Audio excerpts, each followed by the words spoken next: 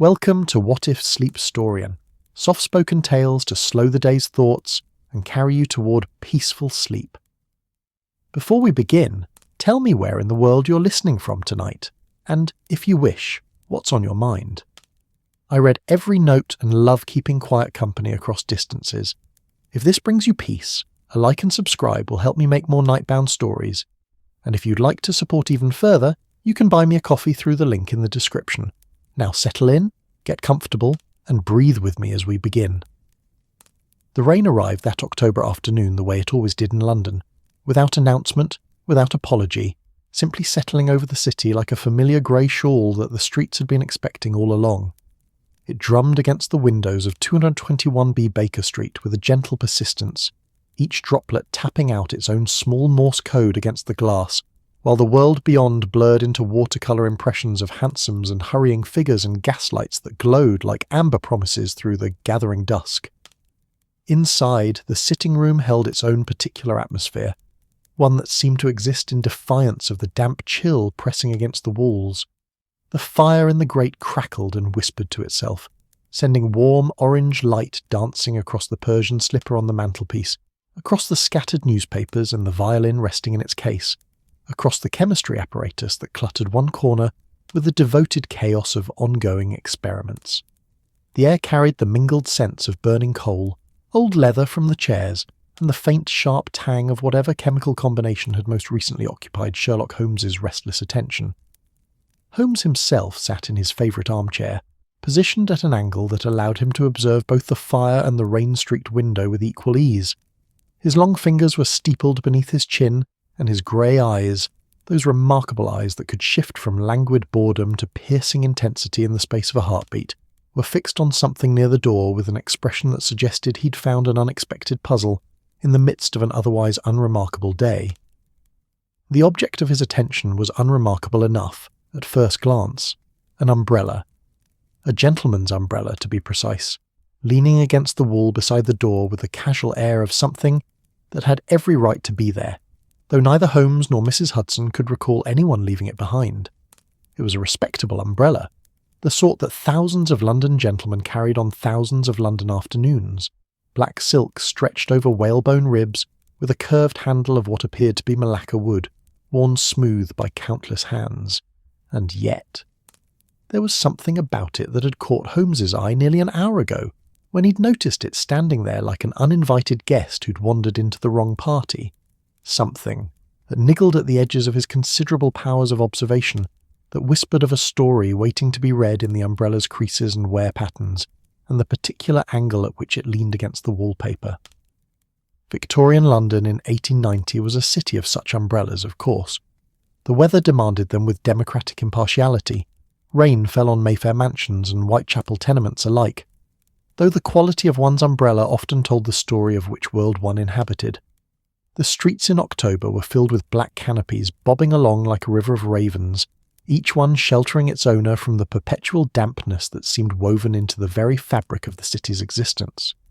The umbrella manufacturers of London, and there were many tucked into workshops in Clerkenwell and Shoreditch, understood their craft with the seriousness of artists. A good umbrella was not merely a functional object, but a statement of character, of social standing, of one's relationship with the world and its weather. The handle alone could speak volumes: ivory for the wealthy, bone for the aspirational middle classes, plain wood for those who measured their pennies carefully. The quality of the silk, the tightness of the stitching, the strength of the frame, these were the details that separated a gentleman's umbrella from a clerk's, a banker's from a shopkeeper's.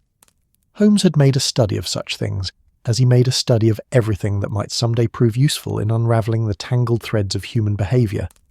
He could date an umbrella's manufacture to within a year or two, identify its maker from the particular style of the ferrule, deduce its owner's height and habits from the wear patterns on the handle. It was the sort of knowledge that seemed trivial until the moment it became essential, which was precisely the moment Holmes lived for. The fire popped softly, sending a small shower of sparks up the chimney. Outside, a hansom clattered past, its wheels hissing through the wet street, the driver's call to his horse muffled by the rain. Somewhere in the building a door closed with a distant thump, followed by the faint sound of Mrs. Hudson's footsteps descending to the lower floors, no doubt to attend to some domestic matter that would resolve itself with her usual quiet efficiency. Holmes shifted in his chair, uncrossing and recrossing his legs, his gaze never leaving the umbrella. There was something almost meditative about his focus, the way he seemed to be reading a text that only he could see, passing meanings from the umbrella's silent testimony. His mind worked in layers, in spirals, each observation leading to a deduction, each deduction opening new avenues of inquiry. It was both his gift and his curse, this inability to look at the world without dissecting it, without peeling back the surface to expose the machinery of cause and effect that drove the great engine of human action. The umbrella's handle, for instance. The Malacca wood showed wear, but not uniform wear, more pronounced on the right side, suggesting a right-handed owner who carried it regularly. But there was also a small groove, barely visible, where a thumb might rest, worn deeper than one would expect from normal use. A nervous habit, perhaps? Someone who gripped their umbrella tightly when anxious, who found comfort in the solid reality of wood beneath their fingers. And the silk. Quality material, certainly, but not the finest available, respectable without being ostentatious. The sort of umbrella a professional man might carry, a solicitor perhaps, or a doctor in a modest practice, someone who needed to maintain appearances without the means to be extravagant about it. There were 2 small patches where the silk had been expertly repaired, nearly invisible unless one knew what to look for. A man who took care of his possessions then, who couldn't afford to replace them at whim, or perhaps simply a man who valued thrift as a virtue in its own right. The ferrule at the tip showed scratches consistent with London pavements, but also a curious dent on one side, as if the umbrella had been used for something other than its intended purpose. To prop open a window, perhaps? To hook a low-hanging branch? The possibilities multiplied like reflections in facing mirrors, each one spawning new questions, new avenues of investigation. Holmes found himself smiling slightly. That thin, sharp smile that his acquaintances knew meant his mind had engaged with something that interested it. Here was a puzzle, small and domestic as it might be, presenting itself on an otherwise tedious afternoon. The rain continued its patient drumming, and the fire continued its quiet conversation with itself, and somewhere in the distance, Big Ben told the hour with the ponderous authority of empire and chronology. It was nearly 4 o'clock now, that peculiar time of day when afternoon hadn't quite surrendered to evening, but the light had already begun its slow retreat. The gaslight on Baker Street would be lit soon, adding their hazy glow to the general watercolour wash of the rainy street. Mrs. Hudson would bring tea presently, appearing with that uncanny timing that suggested she possessed her own methods of deduction, her own ways of knowing when the gentleman upstairs might appreciate refreshment. The door to 221B opened below with its familiar creak, a sound Holmes had never bothered to have repaired because it served as an excellent early warning system, followed by the heavy tread of boots on the 17 steps leading up to the sitting room. Holmes didn't turn his head. He knew those footsteps as well as he knew the rhythm of his own heartbeat. Dr. John Watson, returning from his rounds, or perhaps from his club, or from one of those mysterious errands that seemed to fill the lives of respectable married men who nonetheless maintained lodgings with their bachelor friends. Watson appeared, in the doorway a moment later, shaking rainwater from his coat with the resigned air of a man who'd long ago accepted that London weather was a fact of life rather than a problem to be solved. His moustache glistened with moisture, and his cheeks carried the healthy flush of someone who'd been walking through cold air. He was a solid, dependable presence, Watson, the sort of man who anchored a room simply by entering it, whose very steadiness seemed to calm the sometimes feverish energy that drove his friend's restless intellect. "Wretched afternoon," Watson announced, hanging his coat on the stand and running a hand through his damp hair. "The rain's set in properly now. I shouldn't be surprised if we're in for a wet week of it." "The umbrella," Holmes said, without preamble, gesturing toward the door with one long finger. "Watson, observe the umbrella." Watson paused in the act of settling into his own chair, glancing at the object in question with the patient expression of a man who'd learned long ago that his friend's mind moved in mysterious ways.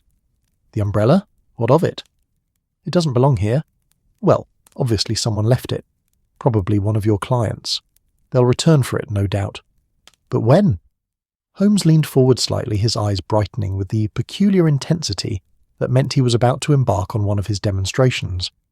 "And more importantly, Who?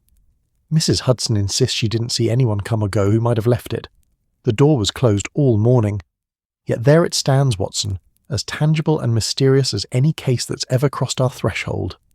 Watson settled into his chair with a soft grunt, extending his legs toward the fire to dry. Perhaps Mrs. Hudson simply didn't notice. She's hardly standing guard at the door every moment. Mrs. Hudson, Holmes said with absolute certainty, notices everything that transpires in her establishment. If she says she didn't see anyone leave an umbrella, then the umbrella's arrival must have occurred during one of those brief windows when her attention was elsewhere, which tells us something about the person who left it. They were either remarkably stealthy or remarkably fortunate in their timing. The fire crackled its agreement, and the rain continued its soft percussion against the windows, and Watson found himself smiling despite himself. Here was Holmes at his most characteristic, finding profound mystery in the mundane, spinning elaborate theories from the simple fact of a forgotten umbrella. It was endearing in its way, this refusal to let even the smallest puzzle pass unexamined. "So," Watson said, settling more comfortably into his chair, "what do you deduce from our mysterious umbrella?" Holmes's smile widened fractionally. "Ah, Watson, now you're asking the right questions." The rain had settled into that peculiar London rhythm that suggested it had no intention of stopping any time soon. Not a downpour, not a drizzle, but something in between, a steady grey curtain that turned the world soft and blurred and introspective. The fire had burned down to a bed of glowing coals, each one pulsing with its own internal warmth, casting shifting shadows across the sitting room that seemed to breathe with the flickering light. Holmes rose from his chair with the fluid grace of a cat stretching after a long rest, crossing to where the umbrella stood in its innocent vigil by the door. He lifted it carefully, almost reverently, holding it at arm's length as if it were a specimen that might reveal its secrets through proper examination. The gaslight from the wall sconce caught the silk canopy, revealing the subtle variations in the fabric's weave, the tiny imperfections that spoke of manufacture and use and the passage of time. Watson watched with the particular brand of patience he'd cultivated over years of friendship with Holmes, a patience that was part genuine interest, part affectionate amusement, and part the comfortable silence of two men who'd shared enough adventures that the small mysteries of a rainy afternoon held their own peculiar charm. "The handle first," Holmes murmured, more to himself than to Watson, though he was always aware of his audience, always performing even in the midst of genuine investigation. His long fingers traced the curve of the Malacca wood, feeling the grain, the smoothness worn by countless grips. Malacca, as I said, from the Malay Peninsula, brought to England in the holds of merchant ships that smell of spices and distant rainforests. A respectable choice. Not cheap, but not extravagant. The sort of handle a professional man might choose. Someone who values quality but isn't trying to advertise wealth. He turned the umbrella slowly, examining the handle from every angle. The afternoon light, filtered through rain and clouds, gave everything in the room a soft underwater quality, as if they were sitting at the bottom of a very genteel aquarium where tea was served at 4 o'clock and mysteries arrived without warning. "Here," Holmes said, running his thumb along a particular spot on the handle. "Do you see it, Watson? This groove, worn deeper than the surrounding wood. Someone has held this umbrella many times, always in the same way, always with their thumb precisely here. A creature of habit, our umbrella's owner, someone who finds comfort in consistency, in the familiar placement of hands against wood." Watson leaned forward in his chair, squinting at the spot Holmes indicated. "I confess I wouldn't have noticed it. Most wouldn't. But it tells us something important about character. This isn't someone who casually grabs an umbrella on their way out the door. This is someone who holds it the same way every time, who's formed a relationship with this object over months, perhaps years. There's an intimacy to it, Watson. This umbrella isn't merely a tool for keeping dry, it's a companion." The observation hung in the air between them, oddly poignant in its way. Victorian London was a city of such objects, of possessions that became extensions of their owners' identities. A man's walking stick, his pipe, his umbrella. These weren't mere things but statements of self, carefully chosen and carefully maintained, silent witnesses to all the small dramas of daily life. Holmes moved his attention to the silk canopy, spreading it open with a soft whisper of fabric against the frame. The umbrella opened like a black flower, casting a shadow across the Turkish carpet that seemed almost alive in the firelight. The ribs were whalebone, flexible and strong, arranged in the traditional 8-panel configuration that had been the standard of umbrella construction for decades. Each panel of silk was stitched with careful precision, the seams nearly invisible unless one knew where to look. "The maker's mark," Holmes said, peering at the small brass ferrule where the ribs met at the top. J. Smith & Sons, Clerkenwell, a solid firm established in 1847. They make reliable umbrellas for the middle classes. Doctors, solicitors, bank clerks, respectable tradesmen. Nothing flashy, nothing cheap.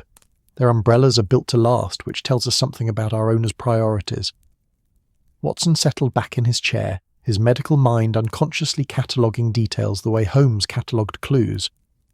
The room had grown darker as they talked, the October afternoon surrendering to evening with that apologetic haste peculiar to autumn in England. Mrs. Hudson would arrive soon with tea and perhaps some of her excellent seed cake, appearing as if summoned by some domestic magic that Holmes had never quite managed to deduce. "Now the repairs," Holmes continued, turning the umbrella to catch the light. "Here and here, do you see? The silk has been patched. Expert work, nearly invisible. The sort of repair that takes time and skill. Our owner didn't take this to just any repair shop. They took it somewhere that values craftsmanship, that understands that a good umbrella deserves proper attention." He ran his fingers along the seams, feeling for any other irregularities. The silk was slightly faded in places, the deep black having mellowed to a softer shade that spoke of exposure to sun and rain, and the general weathering that came from faithful service. There was something almost noble about it, this umbrella that had been repaired rather than replaced, cared for rather than discarded. The ferrule at the bottom, Holmes said, crouching down to examine the metal tip more closely, scratched, as one would expect from contact with London's pavements. "But look here, Watson, this dent. It's on the side, not the bottom. What does that suggest to you?" Watson rose from his chair and joined Holmes, bending to peer at the dent in question. His knee protested slightly, the old wound from Afghanistan that still troubled him on damp days, a permanent souvenir from his military service that connected him forever to distant mountains and younger men and all the complicated glory of the Empire. "It's been knocked against something," Watson offered. "A door frame, perhaps, or a wall." "Possibly, but notice the angle. It's consistent with the umbrella being used as a prop, as a support. Someone leaning on it, perhaps, using it to steady themselves, which suggests either someone elderly, or someone with an injury, or simply someone prone to moments of physical uncertainty." Holmes straightened, holding the umbrella upright again, his eyes distant with thought. The rain had intensified slightly, drumming harder against the windows, and somewhere in the distance a church bell tolled the half-hour with bronze solemnity. London in the rain had its own particular music, the hiss of wheels through wet streets, the patter of drops on stone and glass, the muffled calls of vendors and cabbies, all blended into a symphony that every Londoner knew by heart. "The weight of it," Holmes mused, hefting the umbrella slightly. "Well-balanced, quality construction. The ribs are still firm, no signs of breaking or bending. This umbrella has been well cared for, regularly maintained. Our owner isn't someone who neglects their possessions." He began to pace, umbrella still in hand, moving with that restless energy that always animated him when his mind was engaged with a puzzle. Watson had seen this countless times. Holmes in motion, his tall frame moving through the sitting room like a caged panther, all coiled intelligence and barely contained intensity. It was during these moments that Watson most clearly saw the essential difference between them. Watson was content to observe and analyse. Holmes needed to move, to act, to physically embody the mental processes churning beneath that high, pale forehead. "Let us construct a portrait," Holmes said, stopping near the window to watch the rain-blurred street below. "A man? The umbrella's size and wear pattern suggest a man rather than a woman. Middle-aged, I should say, from the way the handle has been gripped. Young hands are careless, old hands are uncertain. This handle shows the wear of consistent, confident use, but also care. Someone in the prime of life, then, or approaching it." Watson listened, fascinated despite himself. This was Holmes at his best, spinning stories from physical evidence, building elaborate structures of deduction on foundations of observation that most people wouldn't even notice existed. "Professional class," Holmes continued, turning from the window. The quality of the umbrella tells us that much. Not wealthy, but comfortable. Someone who must maintain appearances but can't afford extravagance. A solicitor, perhaps, in a modest practice. Or a schoolmaster at a respectable institution. Someone whose position requires a certain standard of dress and demeanour. He set the umbrella back against the wall, stepping back to regard it with narrowed eyes. The repairs suggest thrift, or perhaps sentimentality. This umbrella means something to its owner beyond mere utility. Perhaps it was a gift. Perhaps it marks some significant moment or transition in their life. People don't repair umbrellas unless they matter, Watson. They simply buy new ones. The fire shifted in the grate, settling into a new configuration of coals and ash. The room had grown distinctly darker now, the corners filling with shadows that seemed to listen to Holmes's deductions with quiet attention. Victorian London in October was a city of early darkness, of long evenings spent indoors, of gaslight and fireside and the comforting rituals of tea and conversation. "And yet," Holmes said, a note of puzzlement entering his voice, "there's something that doesn't quite fit. The umbrella is here, abandoned at our door. Why? If its owner values it so highly, why leave it behind? Why not return it immediately?" Watson returned to his chair, settling into its comfortable embrace. "Perhaps they haven't realised yet that it's missing, or perhaps they were in a hurry." "Perhaps," Holmes agreed, but his tone suggested he found neither explanation satisfactory. But Mrs. Hudson heard no knock, no ring of the bell. The umbrella simply appeared, like a gift from the fog itself. Someone came to our door, Watson, stood there long enough to leave an umbrella behind, but not long enough to actually announce their presence. What sort of visitor behaves in such a manner? It was, Watson had to admit, a peculiar circumstance. Baker Street wasn't the sort of place where umbrellas materialised out of thin air.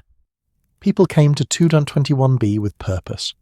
Clients seeking Holmes's help, policemen requesting his consultation, the occasional tradesman delivering parcels.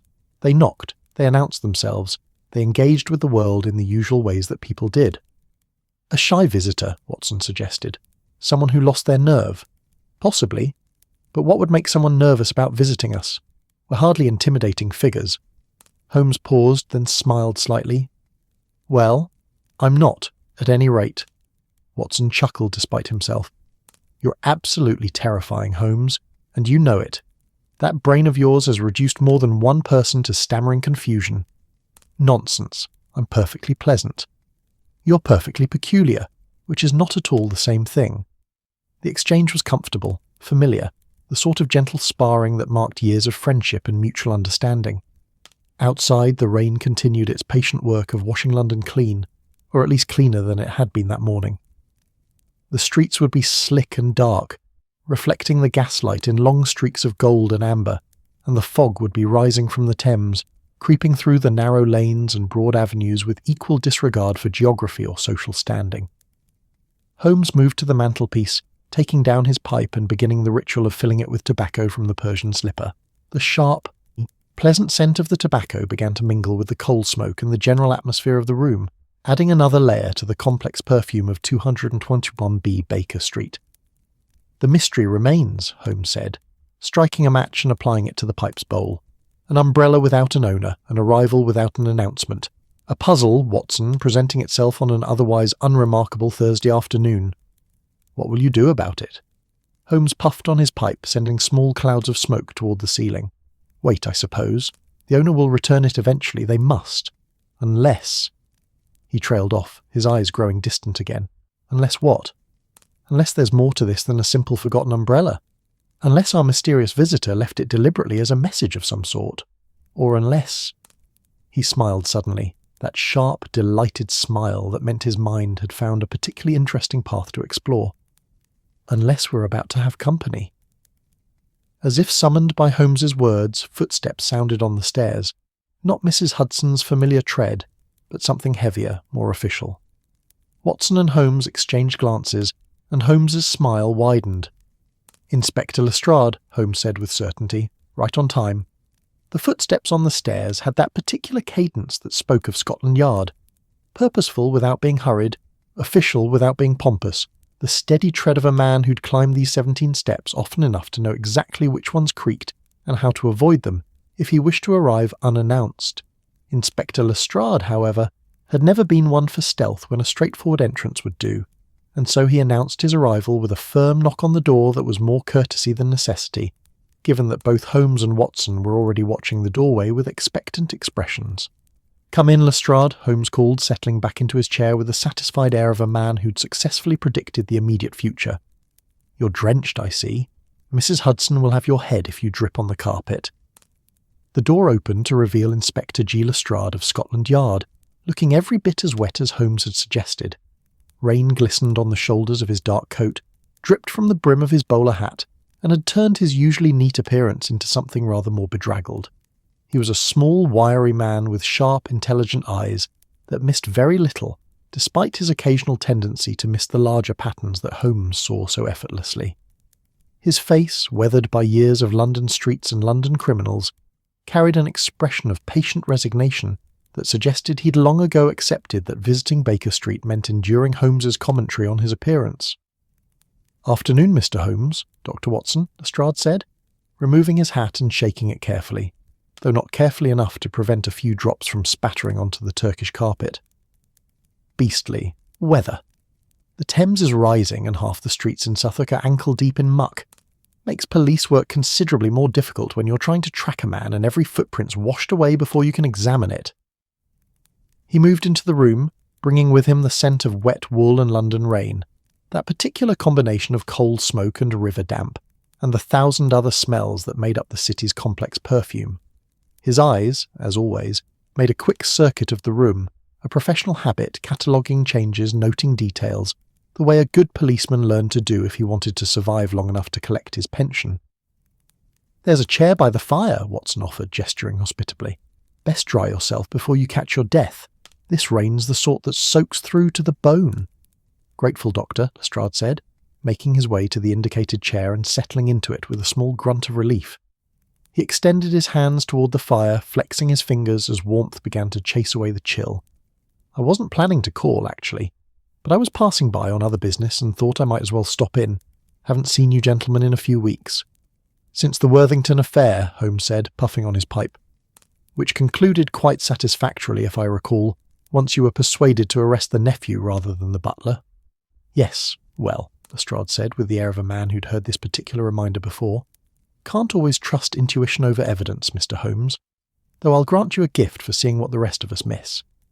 It was an old dance between them, this mixture of professional respect and mild rivalry, the official police force and the consulting detective circling each other like two planets in complementary orbits.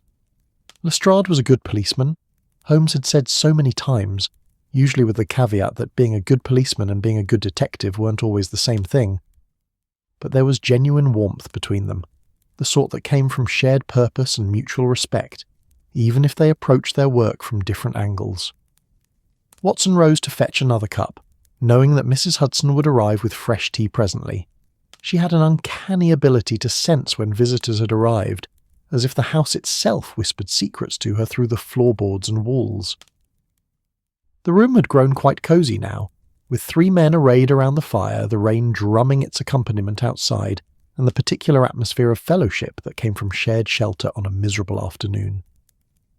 Lestrade's gaze drifted around the room as he warmed himself, taking in the familiar disorder that characterized Holmes's living quarters, the chemical apparatus, the scattered papers, the violin case, the Persian slipper stuffed with tobacco.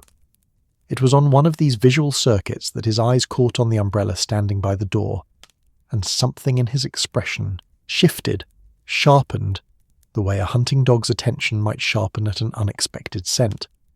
"Hello?" Lestrade said, leaning forward slightly. "That's an interesting item. Not yours, is it, Mr. Holmes? I've never known you to carry an umbrella. You seem to regard rain as a personal insult that's beneath your notice." Holmes smiled thinly. "Very observant, Inspector. No, it's not mine, nor Watson's, unless he's developed new habits without informing me." "Certainly not mine," Watson confirmed, returning to his chair. "I left my umbrella at the club yesterday and haven't had a chance to retrieve it. Been cursing myself for it all day, given the weather." Lestrade stood, moving closer to examine the umbrella with the instinctive curiosity of a man trained to notice anomalies. "So whose is it then? A client's?" "That," Holmes said with evident satisfaction, "is precisely what we've been attempting to determine. It appeared at our door sometime this morning, left behind by a visitor who never actually announced their presence. Mrs. Hudson didn't see anyone come or go, and yet there it stands, as mysterious as any case that's crossed my threshold. The inspector's eyebrows rose slightly, a small gesture, but one that conveyed considerable scepticism. An abandoned umbrella is hardly a case, Mr. Holmes. Someone probably meant to knock, got distracted, and wandered off forgetting they'd set it down. They'll be back for it once they realise. That was my assessment as well, Watson said, shooting Holmes a look that was part commiseration, part amusement. Holmes, however, has elevated it to a matter of scientific inquiry. As well I should, Holmes retorted, gesturing with his pipe. Every object tells a story, Inspector. Every seemingly mundane item carries the traces of its owner's life and habits. This umbrella is no exception. In fact, I've already deduced quite a bit about its owner. Lestrade's expression shifted into something that might have been interesting, or might have been the police equivalent of humouring a brilliant but eccentric consultant. Have you now? And what have you determined, Mr. Holmes? Holmes rose from his chair, that restless energy animating him again, and retrieved the umbrella. He held it up like a barrister presenting evidence to a jury. Middle-aged professional man, respectable but not wealthy, right-handed, someone who values thrift, or possibly has sentimental attachment to possessions, likely suffers from occasional physical uncertainty, perhaps an old injury, or the early stages of some chronic condition that affects his balance. Lestrade accepted the umbrella when Holmes offered it, turning it over in his hands with the careful attention he might give to evidence at a crime scene. The fire crackled behind them, and the rain continued its steady percussion, and Watson watched with the pleasure of a man who'd seen this dynamic play out many times before. Holmes presenting his brilliant deductions, Lestrade examining them with the practical scepticism of a working policeman. The handle's worn, Lestrade observed. I'll grant you that suggests regular use, and Malacca wood, respectable choice. But middle-aged, how do you get that from an umbrella? The way the handle is gripped, Holmes explained, moving to stand beside Lestrade. See this groove? It's worn in a very specific pattern. Young men grip umbrellas carelessly, without consistent placement. Old men's grips are uncertain, shifting. This shows the wear of someone in the prime of life, someone whose habits are fixed but whose body is still reliable. Middle-aged, Inspector, 35 to 50, I should estimate. Lestrade squinted at the groove in question. Or it could just be a manufacturing defect that's worn smooth. Possible, Holmes conceded with a slight smile that suggested he thought it anything but. However, consider also the repairs to the silk. 2 patches, expertly done.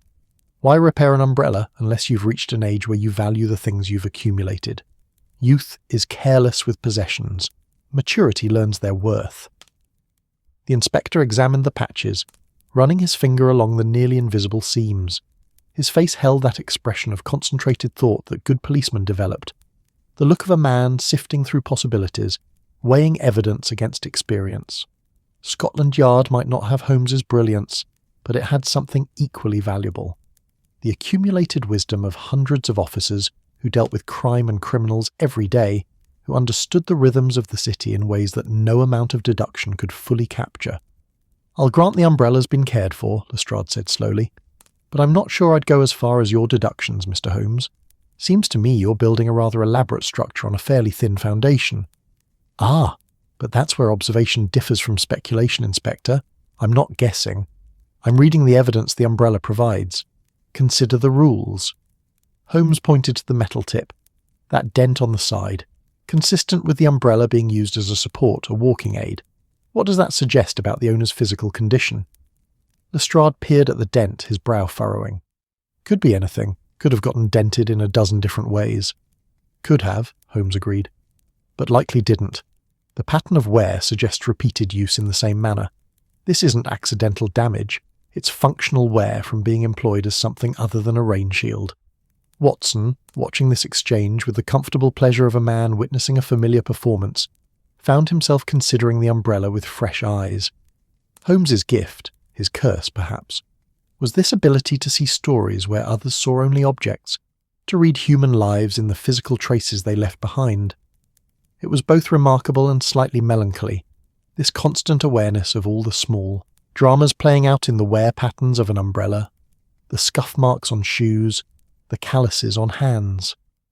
"So we have a middle-aged professional with an old injury," Lestrade summarised, handing the umbrella back to Holmes. "Respectable but not rich, sentimental about possessions and apparently too shy to knock on your door. That's quite a portrait from a bit of wood and silk." "It's a beginning," Holmes said, setting the umbrella back in its place. "The foundation of an investigation. Every case starts with observation, Inspector. You know that as well as anyone." "True enough," Lestrade admitted, "though most of my cases involve actual crimes rather than abandoned umbrellas." "Are you suggesting this umbrella's presence isn't a crime?" Holmes asked with mock severity. "It's certainly an intrusion, possibly trespassing. At the very least, it's loitering with intent to puzzle." Watson laughed at that, and even Lestrade cracked a smile. The room felt warm and companionable now. 3 men gathered around a fire on a rainy afternoon, engaged in the sort of intellectual play that made the grey weather outside seem less oppressive. There was something deeply English about it, this ability to find entertainment in small mysteries, to build elaborate theories around ordinary objects, to turn a forgotten umbrella into an occasion for deduction and debate. "I have a theory of my own," Lestrade said, settling back into his chair as footsteps sounded on the stairs. Mrs. Hudson, arriving with impeccable timing.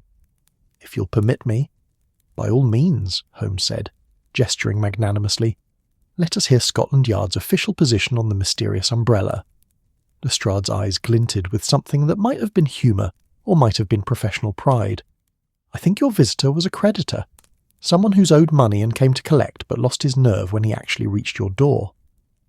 The umbrella isn't middle-age sentiment, it's middle-class desperation. A man who can't afford to replace things because he's struggling financially, possibly because his debtors won't pay him. He came here hoping to find the courage to knock, couldn't manage it, and slunk away forgetting his umbrella in his distraction." Holmes's eyebrows rose appreciably. "That's not bad, Inspector, not bad at all. A credible theory, grounded in the reality of human behaviour rather than pure deduction." "I deal with human behaviour every day, Mr. Holmes," Lestrade said with quiet satisfaction. "Sometimes that's worth more than cleverness."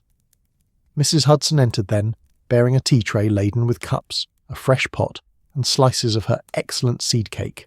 She took in the scene with a single comprehensive glance. 3 men arrayed around the fire, the umbrella still standing by the door, the atmosphere of comfortable intellectual combat that often characterised gatherings at 221B.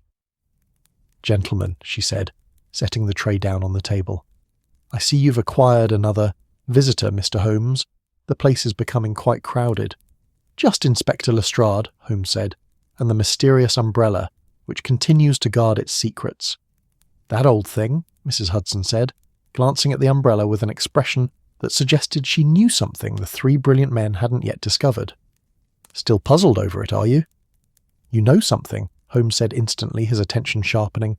"Mrs. Hudson, if you've been withholding information—" "I've been withholding nothing," she said with dignity, beginning to pour tea. "You didn't ask me about the umbrella. You asked if I'd seen anyone leave it. Different questions entirely." The 3 men exchanged glances and Watson found himself smiling. Here was the mystery's first crack, presenting itself not through brilliant deduction or police work, but through the simple expedient of asking the right question of the person who actually ran the household. "Mrs. Hudson," Holmes said with exaggerated patience, "would you be so kind as to share what you know about the umbrella?" But Mrs. Hudson, proving that she had her own sense of dramatic timing, simply smiled and finished pouring the tea. "All in good time, Mr. Holmes. Drink your tea first. The story will continue."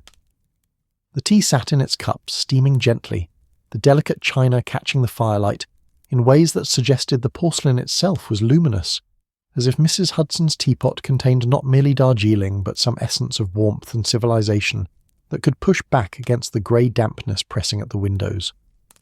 The seed cake, sliced with geometric precision, released the faint aroma of caraway and sugar, that particularly Victorian combination that seemed to exist nowhere else in the world with quite the same authority.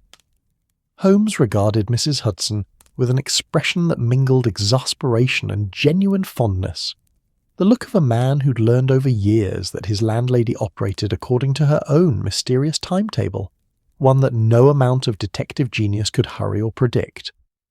She moved about the room with her usual quiet efficiency, arranging cups and saucers ensuring that Lestrade's chair was positioned optimally for both warmth and conversation, all while maintaining that air of knowing something important that she'd reveal precisely when she judged the moment appropriate. "Mrs. Hudson," Holmes tried again, accepting his tea with a nod of thanks. "Surely you can appreciate that we've been puzzling over this umbrella for the better part of 2 hours. Any information you might possess would be most welcome." "I'm sure it would," Mrs. Hudson replied, settling into the chair Watson had vacated for her, a gesture of old-fashioned courtesy that still held currency in these rooms, where manners and murder investigations coexisted with equal importance. "But it seems to me that you gentlemen were enjoying your deductions well enough. I shouldn't want to spoil your entertainment." Lestrade chuckled into his teacup. "She's got you there, Mr. Holmes. How often have you told me that the journey of investigation is more valuable than the destination?" "I say a great many things," Holmes muttered, "few of which should be used against me by my own landlady." The room had settled into that particular quality of comfort that came from shelter on a rainy afternoon, from hot tea and good company, and the sense of being insulated, however temporarily, from the great churning machinery of London outside. The fire had been stoked by Mrs. Hudson during her tea preparations, and now it burned with renewed vigour, sending shadows dancing across the walls where they played out their own silent dramas alongside the human conversations. Watson reclaimed his seat, balancing his cup and saucer with the practised ease of a man who'd taken tea in considerably less stable circumstances. Tents in Afghanistan, field hospitals where the ground shook with artillery, the makeshift quarters of army life where civilization was maintained through sheer determination and a properly brewed pot of Earl Grey.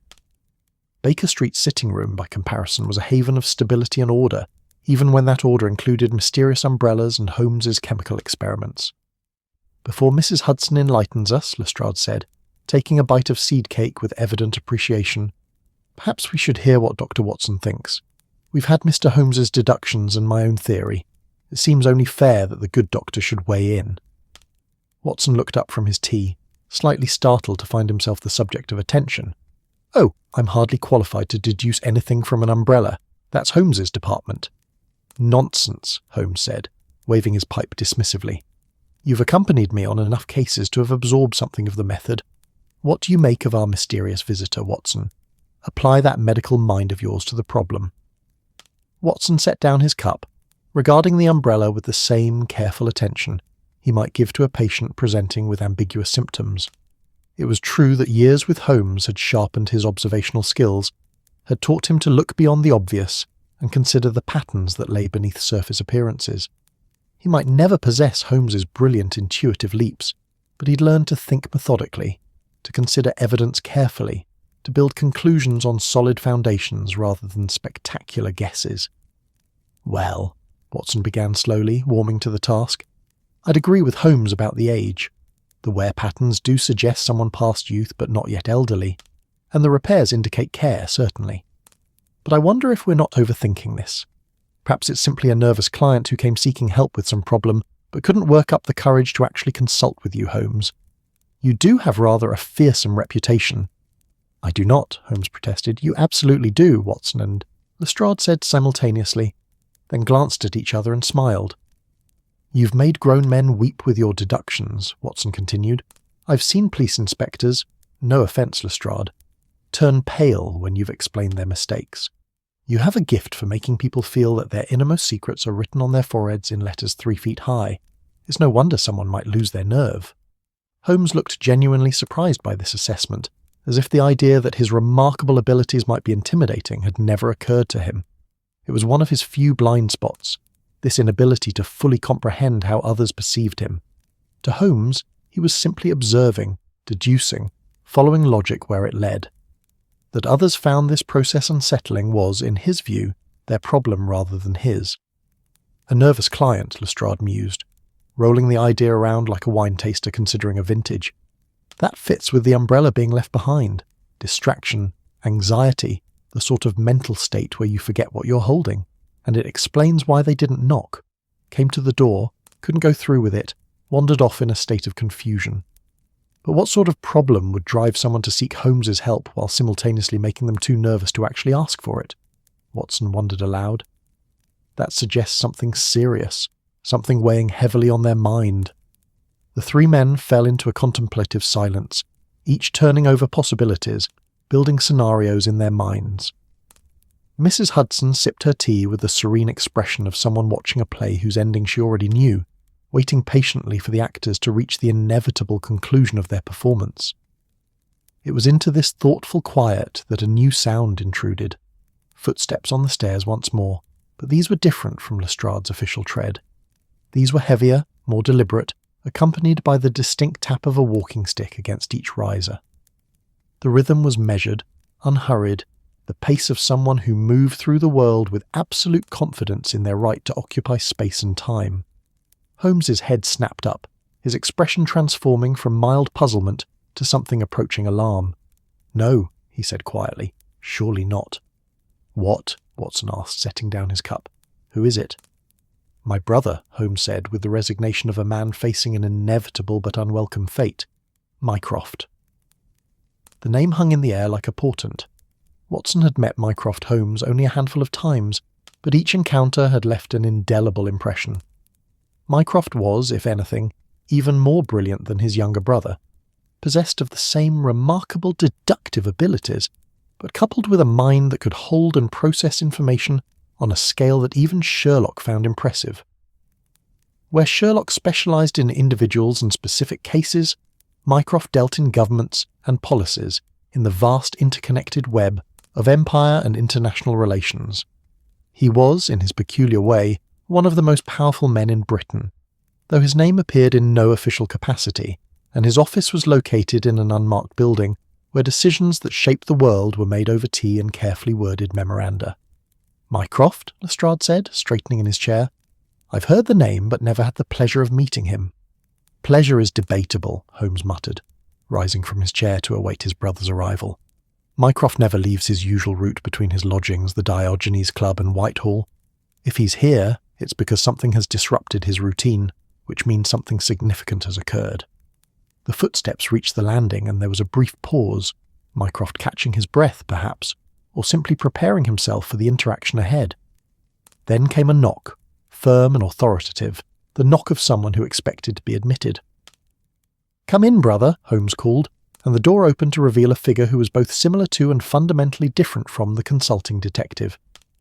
Mycroft Holmes was a large man, not fat precisely, but substantial, built on a grander scale than his leaner younger brother. Where Sherlock was all sharp angles and restless energy, Mycroft possessed a certain stolid immobility, as if he'd long ago calculated the precise minimum of movement required to navigate life, and refused to expend energy beyond that threshold.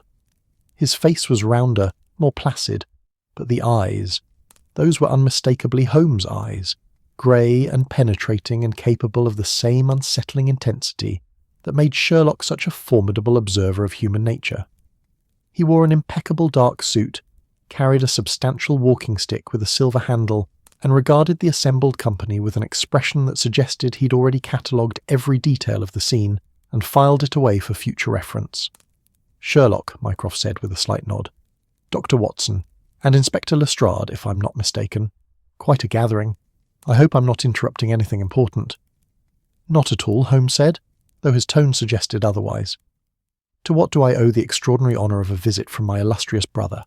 Has the government collapsed? Is the empire crumbling? Has someone finally realised that the Diogenes Club's wine cellar is a front for international espionage?" "Nothing so dramatic," Mycroft replied, moving into the room with the careful deliberation of a ship entering harbour. "Though I note you've had the good sense to maintain a fire. This weather is abominable. Mrs. Hudson, how delightful to see you. Is that your excellent seed cake?" "It is, Mr. Mycroft," Mrs. Hudson said, rising to greet him properly. "I'll fetch another cup. I assume you'll be staying for tea?" "If it's not too much trouble," Mycroft said, settling his substantial frame into the chair Mrs. Hudson had vacated. The chair creaked, slightly but held, and Mycroft arranged himself with the precision of someone who'd long ago mastered the art of occupying space efficiently. "I was passing by on Pall Mall business, and thought I might look in on my wayward sibling." "Passing by?" Holmes repeated sceptically. "You never pass by anywhere. You follow routes as fixed as railway lines. What's really brought you here, Mycroft?" The two brothers regarded each other with that peculiar mixture of affection and rivalry that characterised their relationship. They were, Watson had observed, fundamentally similar creatures who'd chosen wildly different paths. Sherlock pursuing individual truth through detective work, Mycroft pursuing larger patterns through government service. Each thought the other slightly mad for their choice, and each was secretly, grudgingly proud of what the other had accomplished. "I heard rumours," Mycroft said, accepting the fresh cup of tea that Mrs. Hudson provided with remarkable speed.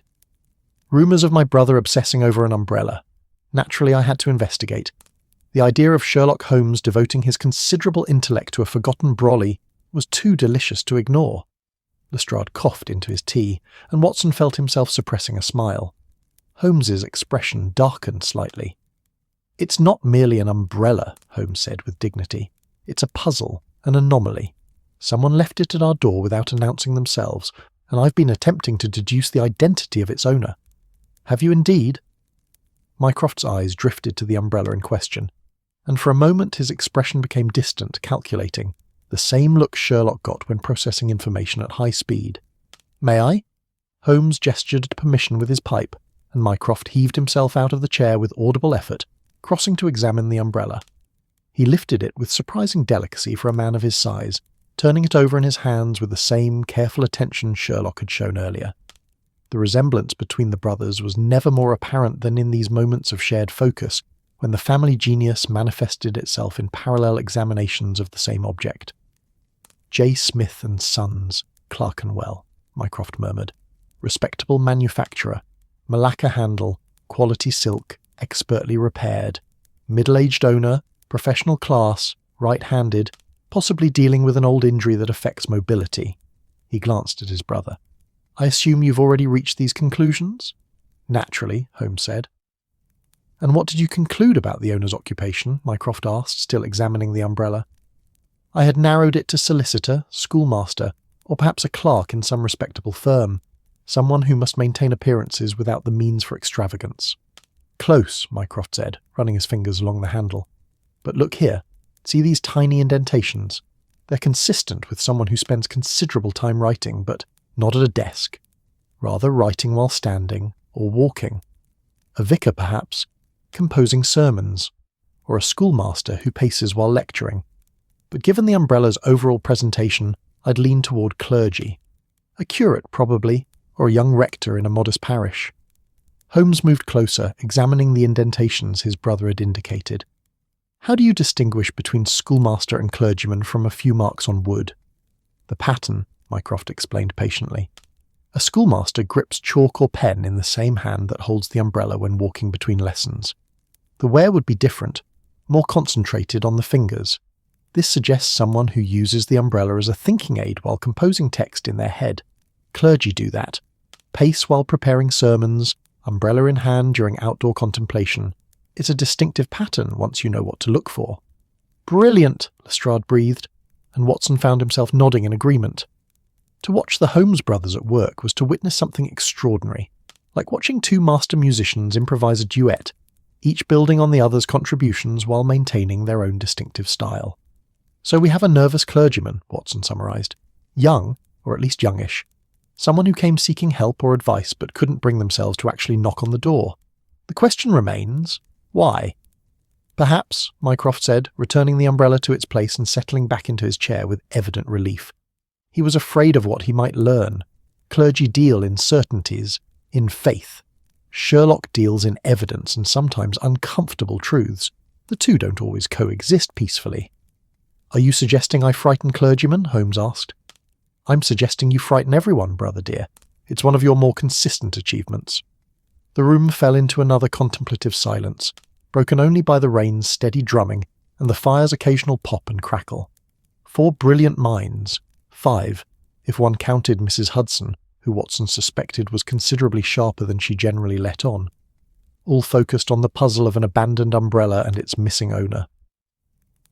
"The thing I find curious," Mycroft said slowly, staring into his teacup as if it might contain answers, "is the timing.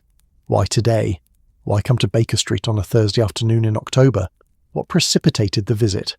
Crises don't announce themselves according to calendar convenience." "Something happened recently," Holmes agreed. "Something that made our nervous clergyman decide he needed help, despite his reluctance to actually ask for it. But what?" A scandal in the parish, Watson suggested. Missing funds? Some moral dilemma that required outside consultation? Or perhaps, Lestrade offered, someone in his congregation is involved in something criminal, and our vicar doesn't know whether to protect his flock or serve justice. They were building the story together, now each adding pieces, constructing a narrative around the phantom owner of the umbrella.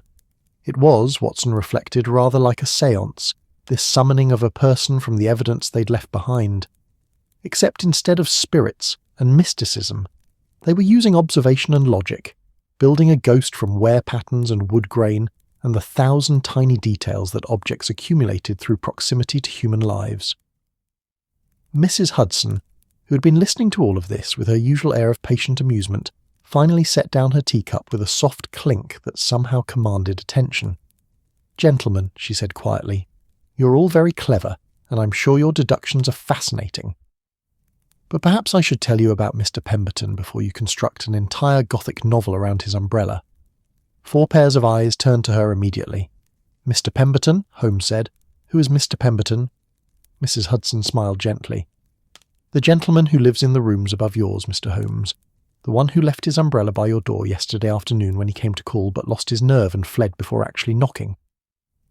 The silence that followed was profound. The silence that settled over the sitting room had a quality almost physical, as if the very air had thickened with collective astonishment. Even the fire seemed to pause in its crackling, and the rains drumming against the windows receded into background texture, leaving Mrs. Hudson's words hanging in the space between them like smoke from Holmes's pipe, visible and undeniable, and thoroughly disrupting all the elaborate theories that had been constructed over the past 2 hours. Holmes was the first to recover, though his expression suggested a man who'd just been informed that gravity might, under certain circumstances, reverse itself. "Mr. Pemberton," he said slowly, as if testing the name's weight and finding it unexpectedly substantial. "The lodger from upstairs. The gentleman who's resided in this building for— How long, Mrs. Hudson?" 3 months, Mr. Holmes," Mrs. Hudson replied, settling back into her chair with the serene satisfaction of someone who'd just delivered the punchline to a particularly good joke. "He took the rooms in July. Quiet gentleman, keeps to himself, pays his rent promptly on the 1st of each month." Watson found himself suppressing a laugh, not at Holmes precisely, but at the situation's absurdity. Here they'd been, 4 supposedly brilliant minds constructing elaborate portraits of mysterious strangers, weaving stories of nervous clergy and parish scandals, when the answer had been literally overhead the entire time, separated from them by a mere ceiling and Mrs. Hudson's discretion. 3 months, Holmes repeated, his tone suggesting he was reassessing several fundamental assumptions about the universe. "I've been living beneath Mr. Pemberton for 3 months and never once encountered him.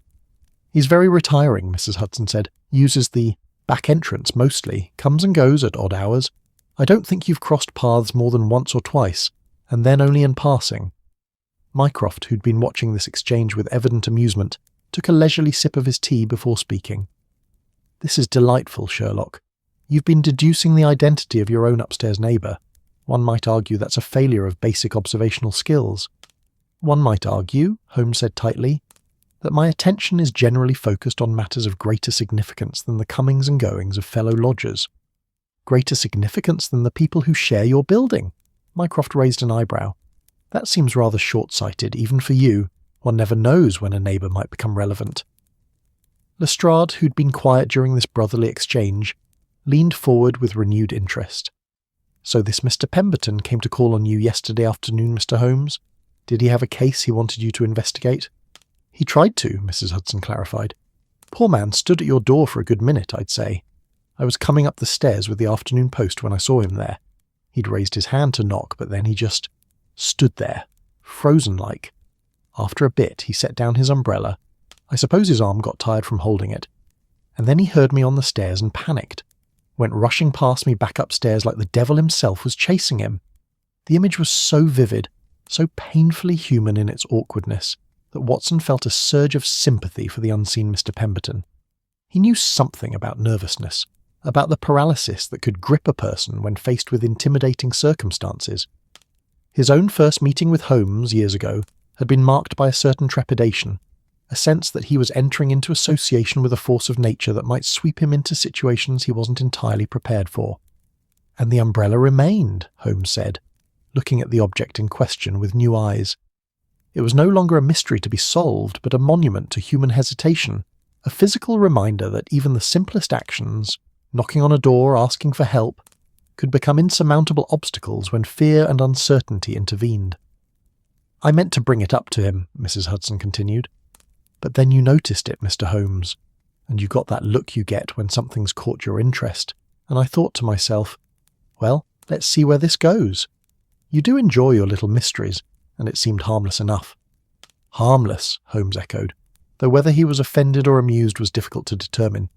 You've let us spend 2 hours constructing theories about a man who lives directly above us. Educational hours, I'm sure, Mrs. Hudson said sweetly, and you did seem to be enjoying yourselves. Besides, you've now deduced quite a bit about Mr. Pemberton without ever having properly met him. That's rather impressive in its way. Mycroft chuckled, a sound like distant thunder rolling across comfortable hills. She has a point, Sherlock. Your portrait of the umbrella's owner was remarkably accurate, even if you failed to recognise him as your neighbour. Middle-aged professional, Pemberton is 42, I believe. Clergy or similar profession, he's actually a curator at the British Museum, which involves similar habits of contemplation and composition. The physical uncertainty from an old injury. He was in a railway accident several years ago, still walks with a slight limp when the weather's damp. How do you know all this? Watson asked, genuinely curious. Do you know everyone in London? Only the interesting ones, Mycroft replied, and those whose work intersects with governmental interests. The British Museum falls into that category. Pemberton's a specialist in medieval manuscripts, if I recall correctly. Quite respected in his field, though rather shy in person. A curator, Holmes said, his mind visibly shifting gears, reassessing all his earlier deductions in light of this new information. That explains the writing patterns on the umbrella handle. Museum work involves considerable writing, catalogue entries, research notes, correspondence with other institutions, and the contemplative pacing. Yes, I can see it now. A scholar rather than a clergyman, but the fundamental personality type is similar. The fire had burned down again to coals, and Watson rose to add another piece of coal, watching it catch and flare, sending new shadows dancing across the wallpaper. The afternoon had progressed toward evening while they'd been talking, and outside the windows the street lamps were being lit, their gaslight adding warm points of gold to the general grey gloom of the rainy London street. So the question becomes, Lestrade said, always the policeman even in the midst of comedy, why did Mr. Pemberton want to consult you, Mr. Holmes, and why was he too nervous to actually knock? The second question is easier than the first, Watson observed. You're rather intimidating, Holmes, whatever you might think. The reputation you've built, the cases you've solved, for someone who's naturally shy, approaching you would be like approaching, I don't know, the Queen herself. The idea is more daunting than the reality. I'm nothing like the Queen, Holmes protested.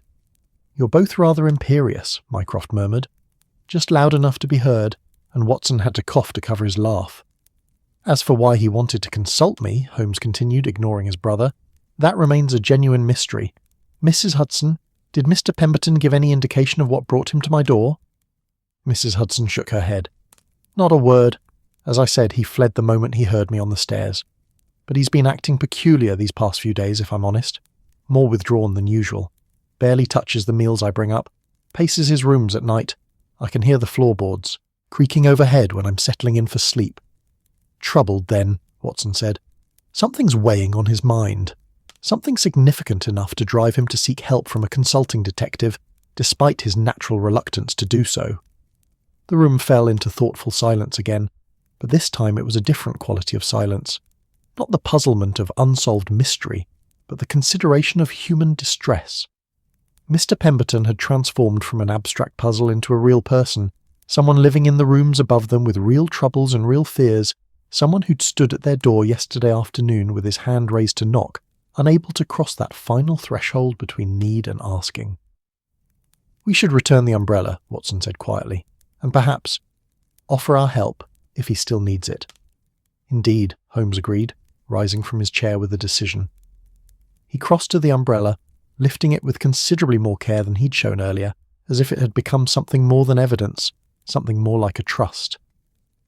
Though approaching him requires delicacy, If he's too nervous to knock on a door, he'll hardly appreciate being confronted in his own rooms. Leave it outside his door with a note, Mycroft suggested. Something brief and unthreatening. Let him know that should he require consultation, you're available. Put the choice back in his hands. It was, Watson reflected, surprisingly sensitive advice from Mycroft, who generally operated on scales too large to concern himself with individual human nervousness. But perhaps that was precisely why he understood it. When you spent your days thinking about nations and policies, the small personal fears that paralysed individuals became more visible by contrast, like seeing stars only when you looked away from the sun. What sort of trouble could a museum curator be in? Lestrade wondered aloud. Professional jealousy, academic disputes. Those scholarly types can be surprisingly vicious when it comes to attribution and discoveries. Could be anything, Holmes said. Theft from the museum collections, forgery, someone threatened him, a mysterious artifact that's come into his possession. The possibilities are numerous, and speculation without data is pointless. Says the man who's been speculating for 2 hours, Mycroft observed dryly. That was different. That was a deduction based on physical evidence. That was guesswork dressed in fancy language, brother dear. Watson watched the familiar sparring with affection. The Holmes brothers had their own peculiar language of affection, one that outsiders might mistake for hostility, but which was actually a form of intellectual play, a way of sharpening their minds against each other, the way a swordsman might practice against a worthy opponent. The rain had intensified again, turning from steady drumming to something more aggressive, hurling itself against the windows with renewed determination. London in October was prone to these shifts, these moments when the weather remembered it was English, and therefore obligated to be dramatic about precipitation. The streets below would be rivers by now, the gutters overflowing, pedestrians huddling in doorways waiting for the worst to pass. I should be going, Lestrade said, rising and reaching for his still damp coat with a grimace of resignation. This has been, educational and amusing. Not often I get to watch the great Sherlock Holmes deduce his own neighbour. I'll dine out on this story for weeks. You'll do no such thing, Holmes said sharply. Oh, I absolutely will. Already planning how to tell it down at the Yard. There was Holmes, see, going on about mysterious visitors and clergy in crisis, and all along it was just the bloke from upstairs who forgot his brolly. Lestrade, don't worry, Mr. Holmes. I'll be respectful about it. Mostly respectful. Somewhat respectful. Lestrade grinned, donning his hat.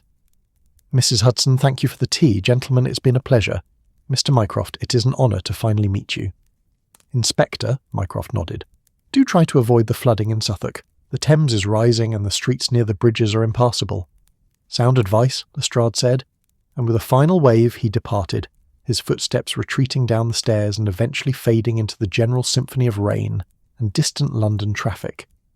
Mycroft levered himself out of his chair with the careful deliberation of a man who'd long ago accepted that his body required certain concessions. I should also depart. Unlike some, I maintain a schedule, and I'm expected at the Diogenes Club for dinner. They serve an excellent roast on Thursdays, and I'm disinclined to miss it. Thank you for stopping by, Holmes said, and despite the earlier sparring there was genuine warmth in his voice. The brothers might needle each other endlessly, but there was also a deep and unspoken bond between them, the connection of two brilliant minds that understood each other in ways no one else could quite manage. Return the umbrella, Mycroft advised, pausing at the door, with a kind note. The poor man is clearly in distress, and whatever problem he's facing is serious enough to drive him to seek help despite his fear. That suggests something worth your attention, Sherlock. I intend to, Holmes assured him, and try not to be too intimidating when he does work up the courage to knock. Your default expression suggests you're perpetually disappointed in humanity's collective intelligence. I am perpetually disappointed in humanity's collective intelligence. Yes, but you needn't advertise it quite so obviously. Mycroft nodded to Watson and Mrs. Hudson. Dr. Mrs. Hudson, always a pleasure. And then he too was gone, his heavier footsteps and the tap of his walking stick marking his descent, leaving Holmes and Watson alone in the sitting room with Mrs. Hudson, who'd begun collecting the tea things with quiet efficiency. Well, Watson said after a moment, that was certainly an afternoon's entertainment. Holmes stood by the umbrella, one hand resting lightly on its handle, his expression thoughtful. A wasted afternoon, you mean? 2 hours of deduction leading nowhere. Not nowhere, Watson corrected gently. You learned quite a bit about Mr. Pemberton. And you learned something about yourself too, that perhaps you should pay more attention to the world immediately around you, not just the cases that come knocking at your door. Philosophy from Watson, Holmes said, but he was smiling slightly. Next you'll be suggesting I take up meditation.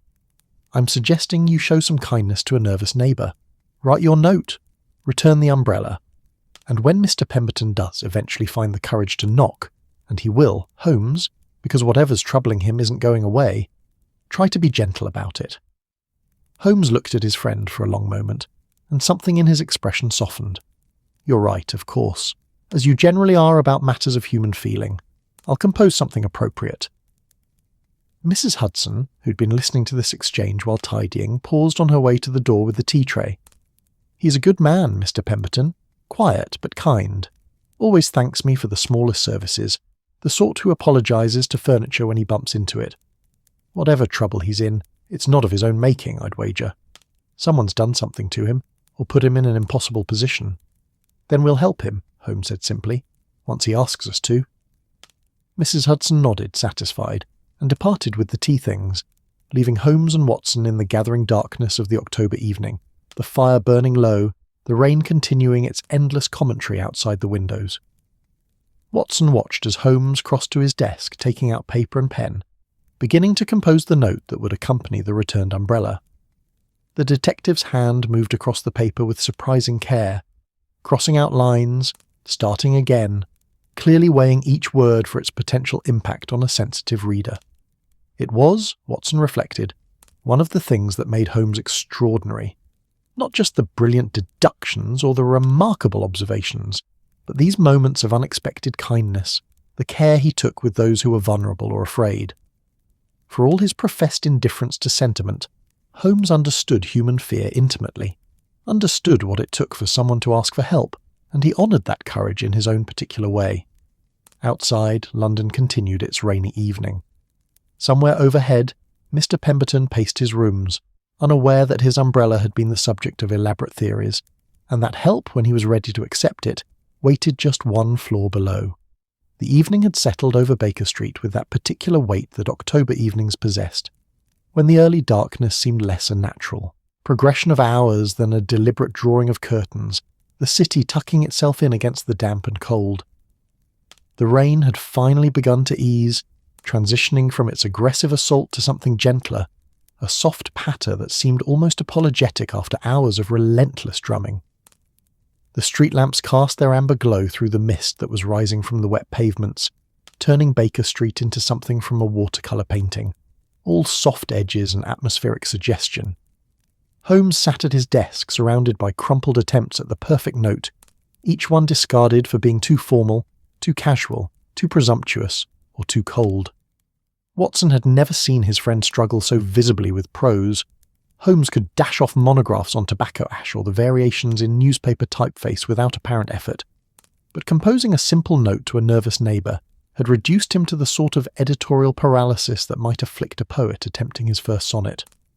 Perhaps, Watson suggested from his chair by the now diminished fire, you're overthinking this. A simple message expressing your availability would suffice. Mr. Pemberton doesn't require poetry, just assurance. It's the tone that's difficult, Holmes muttered, staring at his latest attempt with evident dissatisfaction. Too friendly suggests I'm mocking him. Too formal suggests I'm annoyed by his intrusion. Too brief seems dismissive. The man stood at our door for a full minute, unable to knock Watson. He's clearly dealing with significant anxiety. The wrong word could silence him permanently. It was a remarkable admission from someone who generally approached human interaction with the same analytical precision he brought to crime scenes, cataloguing behaviours and deducing motivations without much consideration for the emotional weight his observations might carry. But here was Holmes, trying to extend genuine kindness to someone he'd never properly met, struggling with the gap between brilliant deduction and simple human connection. Watson rose and crossed to the desk, reading over Holmes's shoulder at the current draft.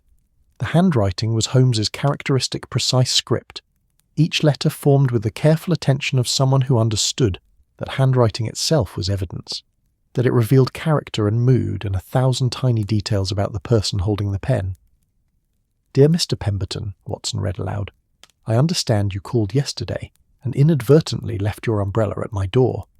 I have taken the liberty of examining it in some detail.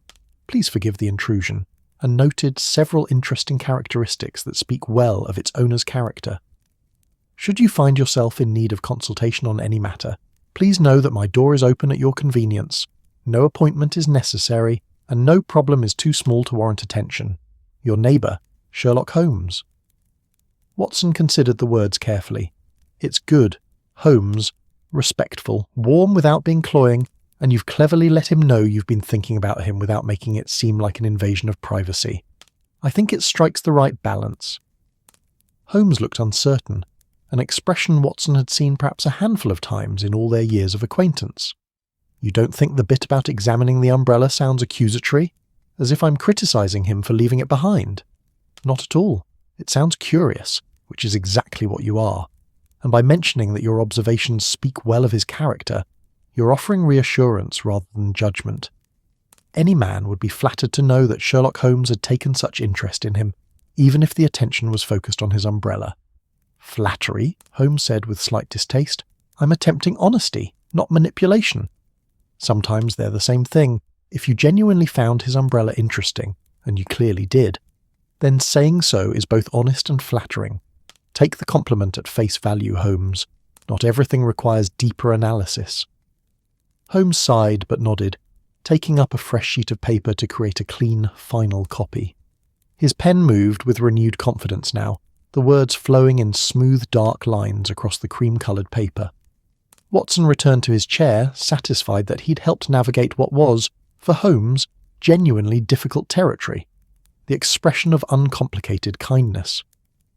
The sitting room had taken on that quality of comfortable enclosure that came with evening, when the world outside receded and the space within became its own small universe. The fire glowed softly, no longer crackling but radiating steady warmth. The scattered newspapers from earlier had been tidied away by Mrs. Hudson during her tea service, and the room possessed a tidiness that would last perhaps until morning, when Holmes would inevitably scatter it again with the detritus of his various investigations and experiments. Watson found his thoughts turning to Mr. Pemberton, trying to construct a mental image of this man who lived above them, who'd been a silent presence for 3 months. A curator at the British Museum, Mycroft had said. 42 years old, shy, scholarly, still dealing with the physical and perhaps emotional aftermath of a railway accident. It was a portrait that invited sympathy, a man whose life had been interrupted by trauma, who'd rebuilt himself into a quiet existence, focused on medieval manuscripts and the dusty corridors of one of the world's great repositories of human knowledge. What could have driven such a man to seek out Sherlock Holmes? The museum world, Watson supposed, had its own dramas, questions of authenticity, disputes over attribution, the occasional theft or forgery. But those were professional matters, the sorts of things that would be handled through official channels, museum security, perhaps Scotland Yard if it rose to the level of actual crime. For Pemberton to come to Holmes directly, to stand at the door of 221B Baker Street with his hand raised to knock, suggested something more personal, more frightening, something that existed outside the normal channels of institutional response. Finished, Holmes announced, rising from the desk with the completed note in hand. He read it through one final time, lips moving slightly as he checked each word, then nodded with satisfaction. This will do. Now, how to deliver it? I should think that's obvious, Watson said. Place the umbrella outside his door with the note attached. He'll find it whenever he next emerges from his rooms. Too impersonal. He might not emerge until tomorrow. If he's as distressed as Mrs. Hudson suggests, he could be avoiding all human contact. Holmes paced to the window, looking out at the rain-washed street. No, I think a direct approach is better. A knock at his door, a brief introduction, the return of his property with the note. Quick, personal, giving him the opportunity to respond immediately if he chooses, or to retreat back into his rooms if he's not ready. You're going to knock on his door? Watson said, slightly surprised. Holmes, the man fled at the sound of Mrs. Hudson on the stairs. You appearing at his threshold might send him into absolute panic. Which is why you're coming with me, Holmes said, turning from the window with determination. You're considerably less intimidating than I am, apparently. Your presence will soften the encounter, make it more approachable. Watson considered protesting that his medical practice required his attention, But the truth was that his afternoon appointments had been light, and his evening was free. Moreover, he found himself genuinely curious about Mr. Pemberton, invested in this small human drama playing out in their own building. And Holmes was right. Watson had always been better at the human element of their work, at putting frightened witnesses at ease, at coaxing information from those who were too nervous to speak freely. Very well, Watson agreed, rising from his chair and reaching for his jacket. But let me take the lead on the actual introduction. You have a tendency to lead with observations that can be unsettling. Good evening. I've deduced that you're left-handed, suffer from insomnia, and recently received distressing news from Norfolk is not the best opening gambit for a nervous neighbour. I would never be so tactless, Holmes protested. You absolutely would. You did exactly that to the Archbishop of Canterbury last month, and the poor man nearly fainted. He was being evasive about the stolen communion plate. Sometimes shock is necessary to break through false decorum. Mr. Pemberton isn't being evasive, he's scared. There's a difference, and it requires a different approach entirely. Holmes had the grace to look slightly abashed. Point taken, you'll handle the pleasantries. I'll simply return the umbrella and offer the note. They prepared for their journey of approximately 15 feet and 1 flight of stairs, with the same care they might have applied to a more distant investigation. Holmes folded the note carefully, tucking it into the umbrella's handle where Pemberton would be certain to find it. Watson smoothed his jacket and checked his appearance in the small mirror by the door, aware that for a nervous man, even small details might matter. A neat appearance suggesting reliability and respectability, the sorts of qualities that might make seeking help feel less daunting. The corridor outside their sitting room was dimly lit, a single gas lamp providing just enough illumination to navigate by.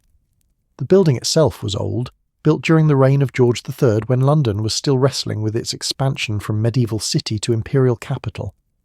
The walls held the accumulated silence of decades, and the floorboards creaked with the particular voices of aged wood settling into its permanent shapes. The stairs up to Pemberton's rooms were narrower than those leading down to the street, an architectural quirk that suggested these upper floors had originally been servants' quarters, spaces not meant for the grand comings and goings of the building's more prestigious lodgers. Watson led the way, his medical training giving him a steady, unhurried pace that he hoped would convey calm capability rather than urgent intrusion. Pemberton's door was identical to their own, dark wood, slightly worn, with a brass number plate that read 3 in elegant script. A thin line of light showed beneath the door, suggesting their neighbour was indeed at home, probably seated in his own version of the sitting room below, perhaps reading by lamplight, perhaps simply staring into his own fire and wrestling with whatever problem had driven him to seek help. Watson knocked, not too loud, not too soft, the sort of knock that announced presence without demanding immediate response. They waited in the narrow corridor, and Watson became aware of how this must look from Pemberton's perspective. 2 men standing outside his door in the evening, one of them the famous consulting detective whose reputation must loom large in the imagination of someone who'd already found themselves unable to knock on that same detective's door. For a long moment, nothing happened. Watson was about to knock again when they heard movement from within, footsteps approaching, then pausing, then approaching again more slowly. The hesitation was palpable even through the wood, and Watson felt a surge of sympathy for whoever was on the other side of that door, clearly waging an internal battle between fear and curiosity. The door opened perhaps 6 inches, and a face appeared in the gap. A thin face, pale, with anxious eyes magnified slightly by wire-rimmed spectacles. The man who must be Mr. Pemberton looked to be in his early 40s as Mycroft had indicated, with sandy hair going grey at the temples, and the sort of indoor pallor that suggested someone who spent most of their time among books and artefacts, rather than in London's smoky sunshine. "Mr. Pemberton," Watson said gently, employing his best bedside manner, the tone he used with nervous patience. "I do apologise for the intrusion. I'm Dr. John Watson, and this is my friend and colleague, Mr. Sherlock Holmes. We live in the rooms below yours." Pemberton's eyes, already wide with anxiety, grew wider still at the name. He swallowed visibly, and Watson could see his hand gripping the door's edge with whitened knuckles. "We've brought your umbrella," Watson continued quickly, before the man could retreat. "You left it at our door yesterday, and we wanted to return it to you. May we come in for just a moment? I promise we won't take much of your time." It was the mention of the umbrella that seemed to break through Pemberton's paralysis. His eyes flickered to the object in Holmes's hand, and some of the tension in his shoulders eased fractionally. "My umbrella," he said softly, his voice surprisingly refined, the accent of someone educated at one of the better universities. "Yes, I realised I'd lost it. I thought perhaps I'd left it at the museum." "You left it just outside our door," Holmes said, and Watson shot him a warning glance that clearly said, "Be gentle." Holmes modulated his tone accordingly, adding, "We understand you were calling on us. We're very glad to have the opportunity to return your property in person." Pemberton hesitated for another long moment, and Watson could almost see the calculations running behind those anxious eyes, the fear warring with whatever desperate need had brought him to their door in the first place. Finally, need must have won because he stepped back and opened the door wider. "Please," he said quietly, "come in. I apologise for the state of things. I wasn't expecting visitors." The rooms were a mirror image of 221B's layout, but transformed by their occupant's personality into something quite different. Where Holmes's sitting room was characterised by organised chaos and the paraphernalia of investigation, Pemberton's was a scholar's retreat, walls lined floor to ceiling with bookshelves, every shelf packed with volumes in various states of age and repair. Medieval manuscripts, Watson noted, bound in leather and vellum, their spines marked with Latin titles and cryptic cataloguing numbers. A large desk dominated one corner, covered with papers and what appeared to be photographic reproductions of illuminated manuscripts, along with magnifying glasses, reference books, and the tools of scholarly research.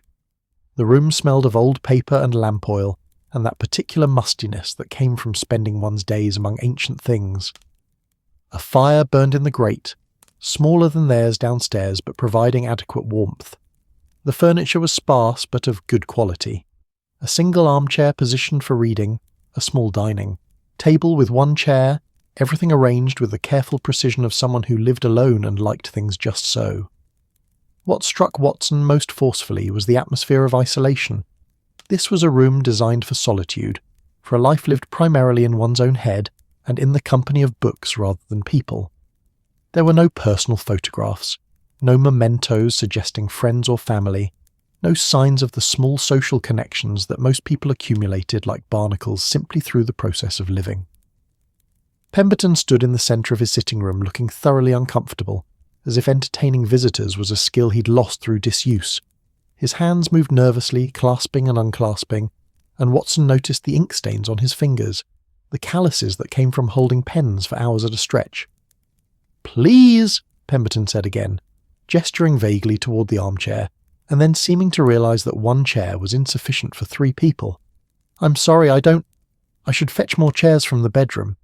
"That won't be necessary," Holmes said, stepping forward to offer the umbrella. "We won't intrude on your evening for long. We simply wanted to return this and to give you something."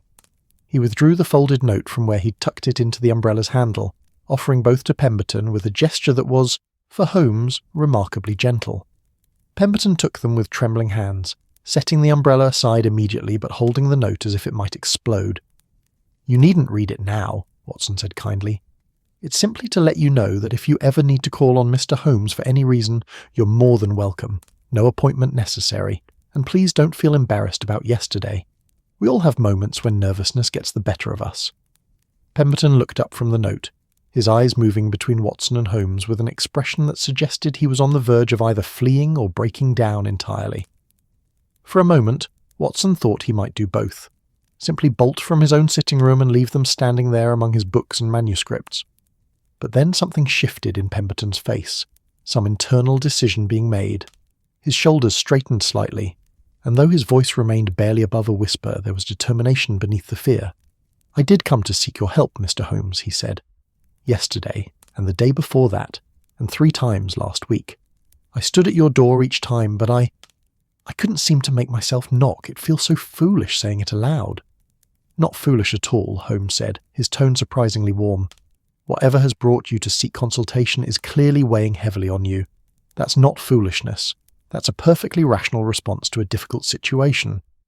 "It is difficult," Pemberton admitted, and Watson saw his hands tighten on the note. I hardly know how to explain it. It sounds mad when I think. about it in my own head. Speaking it aloud to someone else, especially to someone of your reputation, Mr. Holmes. I kept thinking you'd dismiss me as delusional, or attention-seeking, or simply stupid. I can assure you I would do none of those things, Holmes said. I've investigated cases that would sound mad to any reasonable person, and many of them turned out to be entirely real. Why don't you tell us what's troubling you, Mr. Pemberton? Here, in your own rooms, where you're comfortable. No need to come downstairs. No need for formality. Just three neighbours having a conversation. It was perhaps the most diplomatic Watson had ever heard Holmes be, and he felt a surge of affection for his friend. For all his professed indifference to human emotion, Holmes understood exactly what this moment required: patience, gentleness, the creation of a space where a frightened man might find the courage to speak. Pemberton moved to his desk, setting down the note with careful precision, as if its placement mattered. He stood there for a moment with his back to them, and Watson could see his shoulders rising and falling with deep breaths, gathering courage.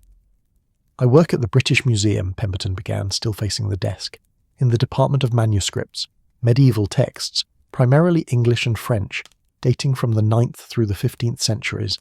It's been my life's work. I find it comforting somehow. The past is stable, unchanging. You can study it, understand it, and it doesn't talk back or judge you. A reasonable preference, Holmes observed. Continue. 3 weeks ago, a collection was donated to the museum, the estate of Lord Ashford, who died without heirs last spring. His family had accumulated quite a library over the centuries. Nothing spectacular, but solid pieces, some interesting minor works. I was assigned to catalogue them, assess their condition, determine which should be added to the museum's permanent collection and which might be sold to fund acquisitions elsewhere. Pemberton turned to face them now, his hands gripping the edge of the desk behind him, as if it were anchoring him. Among the collection was a manuscript I'd never seen referenced in any scholarly work. A bound volume, approximately 8 inches by 6, vellum pages, dating from approximately 1310 if the paleography is accurate. The text is in Middle English, but the content— He paused, swallowing hard. The content is extraordinary. Watson found himself leaning forward with interest. Here was the substance of whatever had been troubling their neighbour, emerging at last from beneath layers of anxiety. What sort of content? Holmes asked, his voice carefully neutral. A confession, Pemberton said quietly, written by someone who claimed to have committed a murder. Not just any murder, but a murder at Westminster Abbey in 1310, during the coronation of King Edward II. The manuscript describes in careful detail how the author poisoned a rival courtier, made it look like natural death, and escaped suspicion entirely. It's written as a deathbed confession, meant to clear the author's conscience before facing divine judgment. Remarkable, Holmes said. But surely historical confessions of crime aren't unusual. Medieval manuscripts are full of accounts of violence and intrigue. You don't understand, Pemberton said, and for the first time real animation entered his voice, the passion of a scholar discussing his area of expertise. This isn't a historical account or a moral fable. This is a contemporary confession, written shortly after the events it describes, with details that could only be known to someone who was actually present. The manuscript names names, describes specific locations within the abbey, includes details about the coronation ceremony that match historical records exactly. And the method of poisoning it describes— I researched it. It's botanically and medically plausible. This isn't fiction, Mr. Holmes, this is real. Watson exchanged glances with Holmes, and he could see the same thought forming in his friend's mind that was forming in his own. Here was a genuine mystery, something with substance and weight, worthy of investigation. That's certainly intriguing, Holmes said carefully. But I'm not clear on why it's caused you such distress, Mr. Pemberton. A historical murder, even a royal one, is hardly a present danger. Pemberton's face had gone very pale. Because of what happened after I found it, he said, his voice dropping to barely above a whisper. 2 days after I logged the manuscript into the museum's catalogue, someone broke into my office. Nothing was stolen. Not the other manuscripts, not the valuable items, not even the petty cash I keep in my desk drawer. But that manuscript, the confession, was gone. And Mr. Holmes— He paused, and Watson could see genuine fear in his eyes now. Whoever took it left me a note, written in Middle English, in handwriting that matched the original manuscript exactly. It said, "Some secrets should remain buried. Speak of this to no one, or join the author in his grave." The silence that followed this revelation was profound. Even the fire seemed to hold its breath, and outside the rain had stopped entirely, leaving only the distant sounds of London settling into night. "I see," Holmes said quietly, and Watson recognised that tone. It was the voice Holmes used when a case had just become genuinely interesting, when the puzzle pieces had arranged themselves into a pattern that demanded investigation. "Mr. Pemberton, I think you'd better tell us everything from the beginning, and this time, leave nothing out." The rain had stopped entirely now, leaving Baker Street washed clean and glistening under the gaslights, the city holding its breath in that peculiar stillness that followed storms. In the rooms above 221B, 3 men sat in a scholar's sanctuary, surrounded by the accumulated wisdom of centuries, while discussing a mystery that bridged past and present in ways that seemed almost supernatural, though Holmes would never admit to anything so unscientific as the supernatural. Pemberton had regained some of his composure after his revelation, though his hands still trembled slightly as he moved about his sitting room, gathering papers and documents to show his unexpected guests. Watson had taken the armchair at Pemberton's insistence, while Holmes remained standing, his tall frame positioned near the bookshelves where he could examine the titles while listening. That characteristic posture of divided attention that somehow allowed him to absorb more information than most people could manage with complete focus. "I should begin with Lord Ashford's collection itself," Pemberton said, spreading several sheets of paper across his desk. These appeared to be catalogue entries, written in a neat scholarly hand, each item numbered and described with bibliographic precision. The collection arrived at the museum on October 2nd, 43 manuscripts in total, ranging from the 10th through the 16th centuries. Nothing particularly rare, mostly books of hours, devotional texts, a few medical treatises, some minor historical chronicles. The sort of collection that suggests generations of educated but not scholarly owners, people who valued books but didn't necessarily understand their significance. Watson watched Pemberton as he spoke, noting how the man's nervousness diminished when discussing his area of expertise. Here was someone who felt safer in the world of books and cataloguing than in the world of human interaction. A perfectly reasonable preference, Watson reflected, especially for someone who'd found themselves in the middle of something genuinely frightening. "The confession manuscript was in the middle of the collection," Pemberton continued, pointing to a particular entry. "Item 24. Initially, I thought it was just another devotional text. The binding was simple vellum, no decoration, the sort of thing that might have been a personal prayer book. But when I opened it..." He paused, reaching for another document. "Let me read you the first passage. I'd transcribed it before the manuscript was stolen." He lifted a sheet covered in careful handwriting, and Watson could see that Pemberton had reproduced not just the text but notes on paleography, linguistic analysis, and historical context. This was a man who approached his work with genuine scholarly rigour, someone whose opinion on medieval manuscripts could be trusted absolutely. "In the year of our Lord 1310, Pemberton read, "in the 43rd year of my life, I set down this confession with trembling hands and heavy heart. God witnesses my sin and judges me as he sees fit, for earthly justice has passed me by through my own cunning and the blindness of my fellow men. On the 25th day of February, during the coronation of King Edward, second of that name, I committed murder most foul within the sacred walls of Westminster Abbey. My victim was Sir Thomas Burnley, knight and counsellor to the king, my rival in matters both political and personal. The poison I employed was extracted from the berries of belladonna, mixed with wine and administered by a hand he trusted, mine own. He died within the hour, his passing attributed to apoplexy brought on by the excitement of the coronation festivities. No suspicion fell upon me then, nor has it since, but I can no longer bear the weight of this secret as death approaches, and the reckoning of my immortal soul draws near." The words hung in the air of the quiet room, and Watson felt a chill that had nothing to do with the temperature. There was something viscerally disturbing about hearing a medieval confession of murder read aloud in a modern London apartment, as if the past had reached forward across 6 centuries to touch them directly. Holmes had turned from his examination of the bookshelves, his full attention now fixed on Pemberton. "Fascinating," he said, and Watson recognised that particular note in his voice. Not pleasure exactly, but intense engagement. The sound of a mind locking onto a problem worthy of its considerable powers. You said the manuscript included details that matched historical records. What specifically?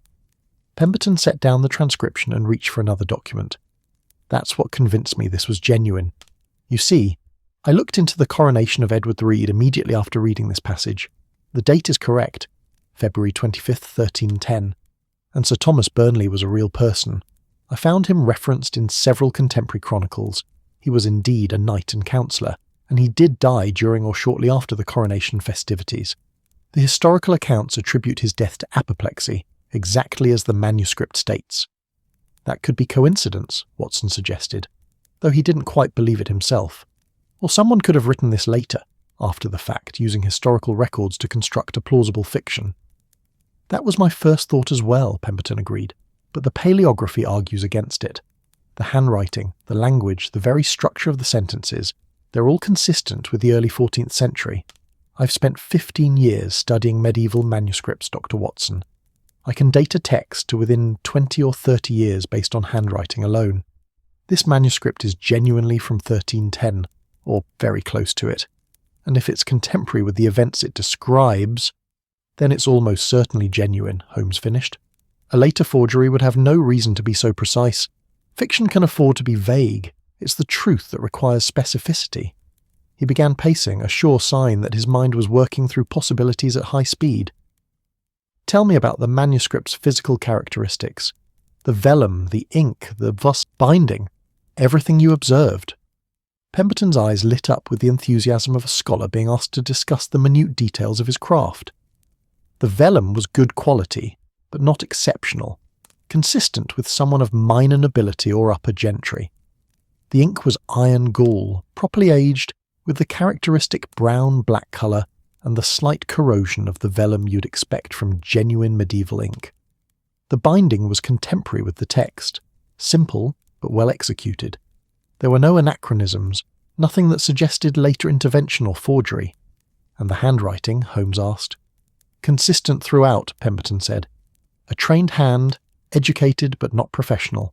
The script suggested someone who wrote regularly but wasn't a professional scribe. The sort of handwriting you'd expect from a minor courtier or knight. Literate, practiced, but retaining certain personal idiosyncrasies. Watson listened to this exchange with growing fascination. This was Holmes at his best, asking exactly the right questions, building a foundation of knowledge from which deduction could proceed. And Pemberton, relieved to be discussing his expertise rather than his fears, had blossomed into an engaging and articulate informant. Now, Holmes said, stopping his pacing to face Pemberton directly, tell me about the break-in. Every detail, no matter how small. When did you discover it? What exactly did you find? Pemberton's animation dimmed slightly, the fear creeping back into his expression. It was 3 days ago, Monday morning. I arrived at the museum at my usual time, 8 o'clock. I work in the Department of Manuscripts, which is on the second floor of the East Wing. My office is at the end of a corridor, somewhat isolated from the main reading rooms. When I opened my door, he paused, swallowing hard. I knew immediately something was wrong. Papers on my desk had been moved. Not ransacked, you understand. Moved carefully, as if someone had been searching methodically through them. Was the door forced? Holmes asked. No, the lock showed no signs of damage. Whoever entered had a key or exceptional skill with locks. Continue. The manuscript was gone from the locked cabinet where I'd placed it. That cabinet contains the most valuable items awaiting cataloguing. It's kept locked specifically to prevent theft. But the lock was intact. The cabinet appeared undisturbed except that the manuscript was missing. Pemberton moved to his desk, opening a drawer to withdraw a small envelope. And this was left in its place. He handed the envelope to Holmes, who accepted it with the careful delicacy of someone handling evidence.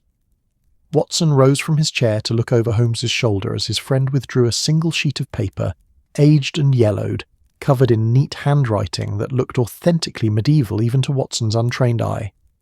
The message was brief, written in what Watson assumed was Middle English, though he could make out only a few words. Holmes studied it intently, his brow furrowed in concentration. "Can you translate?" Watson asked Pemberton. "Some secrets should remain buried. Pemberton recited from memory. "Speak of this to no one, or join the author in his grave." The language is consistent with the original manuscript. Same period, same dialect of Middle English. And Dr. Watson, the handwriting? He gestured helplessly at the note in Holmes's hands. "It's identical. I've compared them side by side. The same letter formations, the same pen pressure, the same subtle characteristics that make handwriting unique.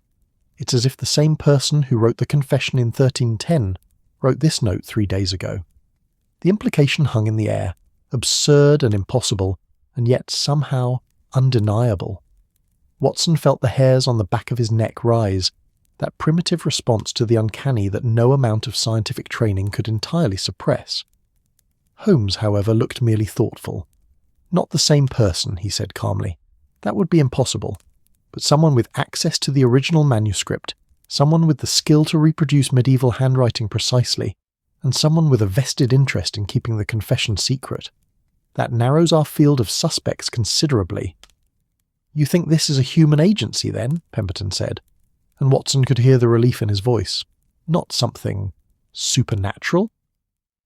"I have never in my career encountered a case that required supernatural explanation," Holmes said firmly. "Humans are capable of remarkable deeds, both brilliant and terrible, without requiring ghostly intervention. Someone living in London in 1890 stole your manuscript and left this note. Our task is to determine who and why and recover what was stolen." Watson watched Pemberton's shoulders relax slightly at Holmes's certainty. Here was the great advantage of having Sherlock Holmes involved in one's troubles. His absolute conviction that every mystery had a rational explanation, that the universe operated according to discoverable laws, and that human intellect was sufficient to uncover whatever truths lay hidden. "Did you report the theft to museum authorities?" Holmes asked, still examining the note with minute attention.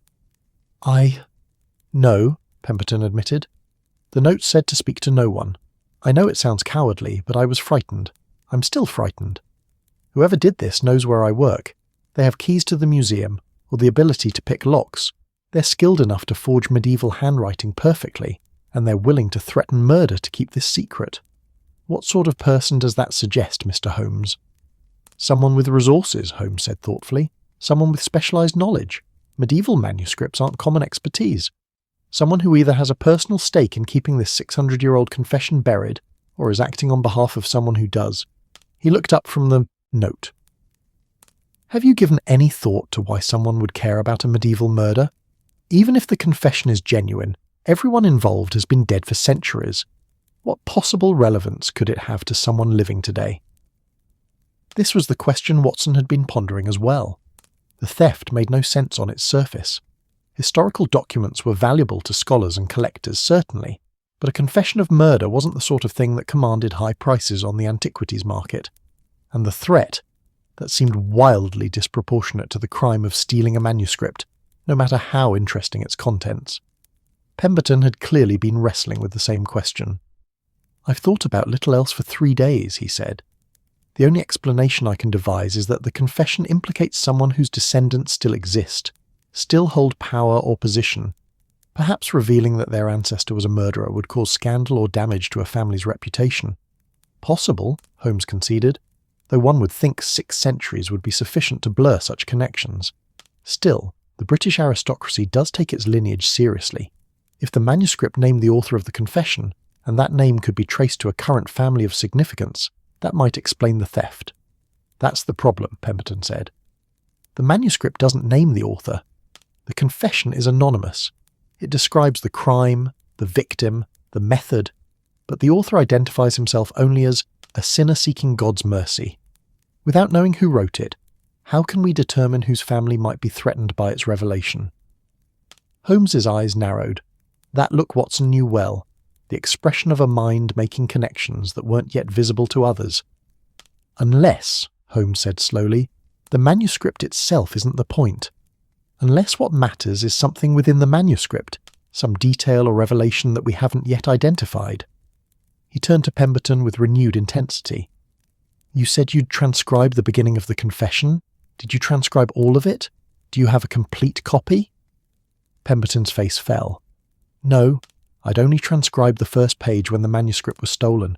I was working through it methodically, planning to complete a full transcription and translation before presenting my findings to the department head. The complete manuscript was perhaps 30 pages.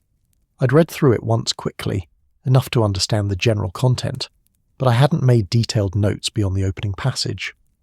What else did it contain? Holmes pressed. Beyond the confession of murder, what other information was included? Pemberton moved back to his desk, shuffling through his papers as if hoping some forgotten note might contain the answer. The manuscript described the author's life, his service to various nobles, his travels to France and Scotland. There were details about court politics, about rivalries and alliances. Some of it was quite specific. Names, dates, locations. I remember thinking it would be invaluable to historians of the period if it could be authenticated.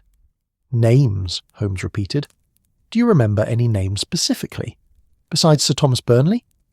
Pemberton closed his eyes, clearly trying to recall details from a text he'd read once, weeks ago, while cataloguing dozens of other manuscripts. The Earl of Cornwall was mentioned several times. The manuscript's author claimed to have been in his service, and there was something about property, land that had been disputed. I'm sorry, Mr. Holmes, I should have taken more careful notes, but I never imagined the manuscript would be stolen. Of course not, Holmes said, his tone reassuring despite his obvious frustration at the gaps in their knowledge. No one could have anticipated this, but the Earl of Cornwall is interesting. In 1310, that would have been Piers Gaveston, Edward VI's controversial favourite. He was executed 2 years later by rebellious barons who resented his influence over the king. Watson was constantly impressed by the breadth of Holmes's knowledge. Medieval history wasn't a subject they discussed regularly, yet here was his friend pulling relevant facts from memory as easily as most people recalled what they'd had for breakfast. There's one other thing, Pemberton said hesitantly. Something that seemed odd at the time, but I didn't think much of it until the manuscript was stolen. The author mentioned a specific location where he'd hidden something. Proof of my deeds, he called it. He wrote that he'd concealed evidence of the murder in a place where it would remain undisturbed until stone itself crumbles. I assumed it was metaphorical, the sort of dramatic language people use when contemplating their mortality. But what if it was literal? What if this 600-year-old murderer actually hid physical evidence somewhere? And what if that evidence still exists? Holmes had gone very still. That particular stillness that meant his mind was racing at tremendous speed, making connections, building theories, discarding impossibilities. Where? He asked quietly. Where did the manuscript say this evidence was hidden? Westminster Abbey, Pemberton said. Somewhere in Westminster Abbey. Where the king was crowned and my sin committed, there too lies the proof, waiting for judgment that never came. That's as specific as it got. But Mr. Holmes, Westminster Abbey is enormous. It's been renovated, rebuilt and modified countless times over 6 centuries. Even if this evidence existed, even if it survived, how could anyone possibly find it? That, Holmes said with a slight smile, is an excellent question.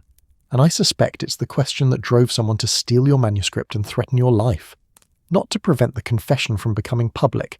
As you noted, everyone involved is long dead and beyond scandal, but to prevent someone from using the manuscript as a map, a guide to finding physical evidence that might still have relevance today. Watson felt understanding dawn. You think the evidence isn't just historical, he said. You think it relates to something current, something that matters in 1890. I think, Holmes said carefully, that 600 years is a very long time for a secret to remain hidden. But property is persistent. Land ownership, especially around Westminster, has tremendous value. If the manuscript contains information about disputed property, about land that was illegally acquired through murder, and if that property still exists, still generates income, still supports some family's fortune. He let the implication hang. The current owners would have considerable motivation to prevent that information from becoming public. Pemberton finished, understanding illuminating his features. It wouldn't matter that the crime was committed in 1310. If the property was acquired through murder, if that could be proved, the legal claims might be challenged. Fortunes could be lost. Precisely, Holmes said. Though that's still speculation until we know more. What we need is another copy of that manuscript, or failing that, to reconstruct as much of its contents as possible from your memory and research. He fixed Pemberton with an intense gaze. You said you read through the manuscript once before beginning your transcription. I need you to remember everything you can. Every name, every date, every location. It will be difficult, but I've found that memory responds well to systematic interrogation. Pemberton looked overwhelmed but determined. I'll try. I've been going over it in my mind constantly since the theft, but in fragments, not systematically. If you guide the questioning, Mr. Holmes, I'll do my best to recall the details. Good man, Holmes said, but not tonight. You're exhausted, and memory works better after resting. Watson and I will return tomorrow evening, and we'll conduct a proper interview then. In the meantime... He withdrew a card from his pocket, writing something on the back before handing it to Pemberton. This is the address of a colleague who specialises in document security. Go to him tomorrow and have him examine your office at the museum. I want to know exactly how the thief gained entry and whether they left any traces we can follow. Pemberton accepted the card with trembling hands. You'll help me then? You'll investigate this? My dear Mr. Pemberton, Holmes said with surprising warmth, you've brought me a 600-year-old murder, a stolen manuscript, a medieval ghost threatening modern violence, and a mystery that spans the entire history of Westminster Abbey. Of course I'll investigate. I wouldn't miss this for the world. The relief that flooded Pemberton's face was palpable. Thank you, he said quietly. Thank you both. I've been so frightened, so alone with this. I can't tell you what it means to have help, to have someone believe me. We believe you, Watson assured him, rising from the armchair, and we'll get to the bottom of this, I promise. But Holmes is right. You need rest. This has been weighing on you for days, and you'll serve the investigation better if you're thinking clearly. They made their way to the door, Pemberton following them with his umbrella still in hand. Forgotten again in the intensity of his story, Watson noticed with gentle amusement. At the threshold, Pemberton paused. Mr. Holmes, he said hesitantly, that note you left with the umbrella. You said my umbrella's characteristics spoke well of my character. What did you mean? Holmes smiled, that rare, genuine smile that transformed his usually severe features. I meant that you're someone who values things carefully made and carefully maintained. Someone who repairs rather than replaces, who preserves rather than discards. Those are scholarly virtues, Mr. Pemberton, and personal ones as well. They suggested to me that you were someone worth knowing, someone whose problems would be worth investigating. I wasn't wrong. Pemberton's eyes brightened with unexpected tears, and Watson felt his own throat tighten with emotion. It was so like Holmes, capable of the most cutting observations and the most unexpected kindness, often in the same breath. I'll see you tomorrow evening then, Pemberton said, and thank you, for the umbrella, for the note, for everything. They descended the narrow stairs back to their own sitting room, the familiar 17 steps feeling different now, weighted with new knowledge and new purpose. When they were back in their own rooms, Watson poured them each a brandy while Holmes stood by the window, looking out at the rain-washed street with a distant expression. A remarkable case, Watson said, handing Holmes his glass. If even half of what Pemberton says is true, this is one of the most unusual investigations you've undertaken. All of what Pemberton says is true, Holmes replied. The question is what he doesn't know he knows, what details he observed but hasn't yet recognised as significant. We'll extract them tomorrow through systematic questioning.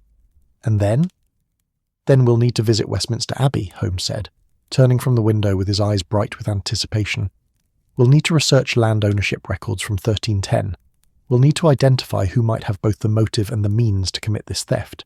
And we'll need to do it all before whoever stole that manuscript decides that threats aren't sufficient and takes more permanent action against our nervous neighbour. Watson settled into his chair, savouring the brandy's warmth. Outside, London had settled into its nighttime rhythms, the city that never truly slept but merely dozed, waiting for morning to bring new dramas and new mysteries. Above them, Pemberton was presumably reading Holmes's note again, or trying to sleep, or perhaps pacing his rooms as he'd done for days, turning over memories of a manuscript that had brought medieval murder into their modern world. You know, Watson said thoughtfully, when I woke up this morning, I never imagined the day would involve deducing our upstairs neighbour from his umbrella and then getting drawn into a 600-year-old murder conspiracy. Holmes smiled into his brandy. That's the joy of Baker Street, Watson. You never know what puzzle the rain might wash up at your door, though I admit an umbrella leading to medieval murder is unusual even by our standards. They sat in comfortable silence, watching the fire burn down to embers, each lost in their own thoughts about manuscripts and murder, about secrets that spanned centuries, about a nervous curator who'd finally found the courage to knock, or rather, to let his umbrella do the knocking for him. The misplaced umbrella stood in the corner where Holmes had set it, no longer a mystery but a beginning, the thread that had drawn them into a story that reached back through time to touch them here, in Victorian London, on a rainy October evening when the past and present had found themselves unexpectedly intertwined. And somewhere in the city, someone who'd stolen a medieval confession and threatened modern murder was learning what Watson had learned years ago. When you brought your troubles to 221B Baker Street, whether you meant to or not, whether you knocked or simply left an umbrella, you'd set in motion forces that wouldn't rest until truth, no matter how old or how buried, was finally brought to light. That's our story for tonight. Maybe you're settling into the cool twilight of Reykjavik, the lantern-lit streets of Seoul, the desert hush of Marrakesh, or the starlit calm of Buenos Aires. If this moment brought you comfort, like the episode and subscribe for more peaceful nights ahead. Let the quiet wrap around you. Let your dreams wander freely. Sleep softly now, wherever you are across this beautiful, boundless world.